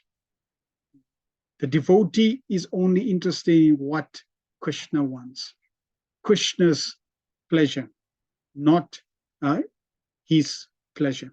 Naturally, Krishna's pleasure automatically gives him great pleasure. So this is the difference. Devotees are interested in Krishna's pleasure. Everybody else is interested in their own pleasure to different extent, different degrees. In this verse, Srila Sukadeva Goswami recommends the transcendental chanting of the holy name of the Lord. By offenseless chanting and hearing the holy name of the Lord, one becomes acquainted with the transcendental form of the Lord, and then with the attributes of the Lord, and then with the transcendental nature of his pastimes, etc. Here it is mentioned that one should constantly chant the holy name of the Lord after hearing it from authorities. This means that hearing from the authorities is first essential. Hearing the holy name gradually promotes one to the stage of hearing about his form, his attributes, his pastimes, and so on. And thus, the necessity for chanting of his glories develops successively. This process is recommended not only for the successful execution of devotional service, but also even for those who are materially attached. According to Sri Sukadeva Goswami, this way of attaining success is an established fact, concluded not only by him, but also by all other previous acharyas. Therefore, there is no need of further evidence. The process is recommended not only for the progressive students in different departments of ideological success, but also for all those who are already successful in the advancement as fruit workers, as philosophers, or as devotees of the Lord. So chanting Hare Krishna is for everyone. doesn't matter. And it's so exhaustively proven, they're probably saying there's no further evidence required. It's been discussed and proven again and again. Srila Jiva Goswami instructs that chanting the holy name of the Lord should be loudly done, and it should be performed offenselessly as well, as recommended in the Padma Puran. One can deliver himself from the effects of all sins by surrendering himself unto the Lord. One can deliver himself from all offenses at the feet of the Lord by taking shelter of his holy name. But one cannot protect himself if one commits an offense at the feet of the holy name of the Lord. Such offenses are mentioned in the Padma Puran as being 10 in number. First offense is to vilify the great devotees who have preached about the glories of the Lord. Second offense is to see the holy name of the Lord in terms of worldly distinction. The Lord is the proprietor of all the universes, and therefore he may be known in different places by different names, but that does not in any way qualify the fullness of the Lord. Any nomenclature which is meant for the Supreme Lord is as holy as the other, because they are all meant for the Lord. Such holy names are as powerful as the Lord, and there is no bar for anyone in any part of creation to chant and glorify the Lord by the particular name of the Lord as it is locally understood. They are all auspicious, and one should not distinguish such names as the Lord as material commodities. You see Prabhupada, when he would go to different countries, Prabhupada would say, if you want to chant names of Allah and chant the names of Christ, please do that. Glorify any bona fide name. Third offense is to neglect the orders of the authorized acharyas or spiritual masters. Fourth offense is to vilify scriptures or Vedic knowledge. The fifth offense is to define the holy name of the Lord in terms of one's mundane calculations. The holy name of the Lord is identical with the Lord himself, and one should understand the holy name of the Lord to be non-different from him. The sixth offense is to interpret the holy name. The Lord is not imaginary, nor is the holy name. There are persons with profound of knowledge who think that the Lord to be an imagination of the worshipper, and therefore think his holy name to be imaginary. Such a chanter of the name of the Lord cannot achieve the desired success in the matter of chanting the holy name. Seventh offense is to commit sins intentionally on the strength of the holy name. In the scriptures it is said that one can be liberated from the effects of all sinful actions simply by chanting the holy names of the Lord. One who takes advantage of this transcendental method and continues to commit sins on the expectation of neutralizing the effects of sins by chanting the holy name of the Lord is the greatest offender at the feet of the holy name. Such an offender cannot purify himself by any recommended method of purification. In other words, one may be a sinful man before chanting the holy name of the Lord, but after taking shelter in the holy name of the Lord and becoming immune, one should strictly restrain oneself from committing sinful acts with the hope that his method of chanting the holy name will give him protection. The eighth offense is to consider the holy name of the Lord and his chanting method to be equal to some material auspicious activity. There are various kinds of good works for material benefits, but the holy name and his chanting are not mere auspicious holy services. Undoubtedly, the holy name is holy service, but it should never be utilized for such purposes. Since the holy name and the Lord are one and the same identity, one should not try to bring the holy name into the service of mankind. The idea is that the Supreme Lord is the supreme enjoyer. He is no one's servant or order supplier.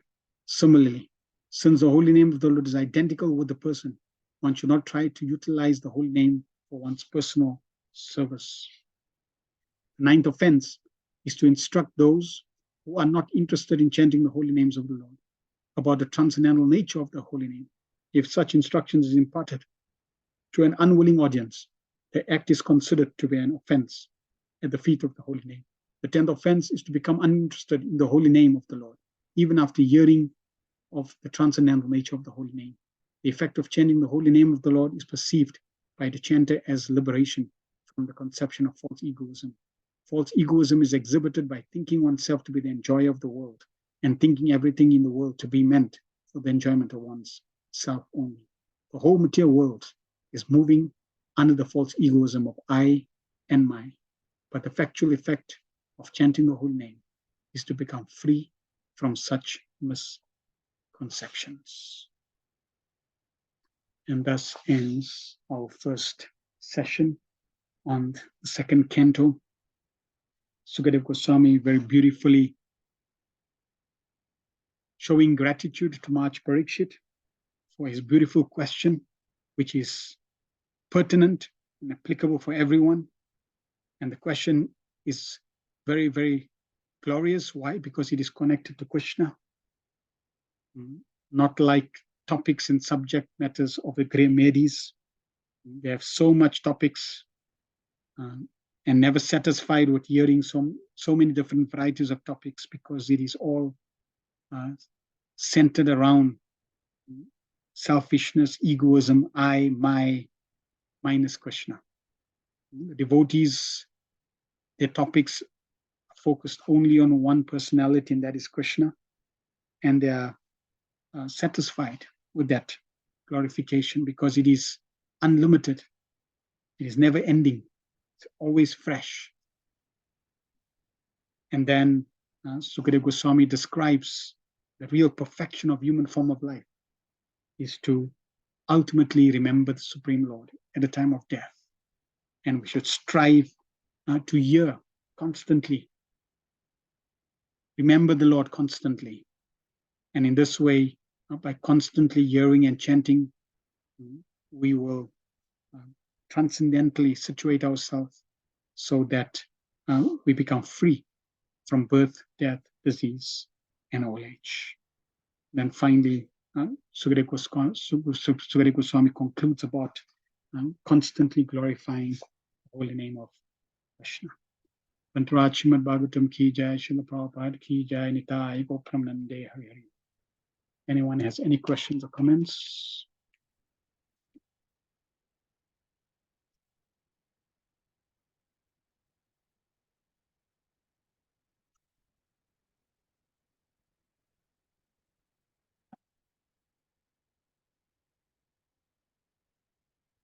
Right, wonderful. So we will end there, and next week we will continue with this beautiful narration of Sukadeva Goswami sharing Srimad Bhagavatam to Maharaj. Thank you very much. Srila Prabhupada ki jai, Nitai Gopramnande Hari Hari.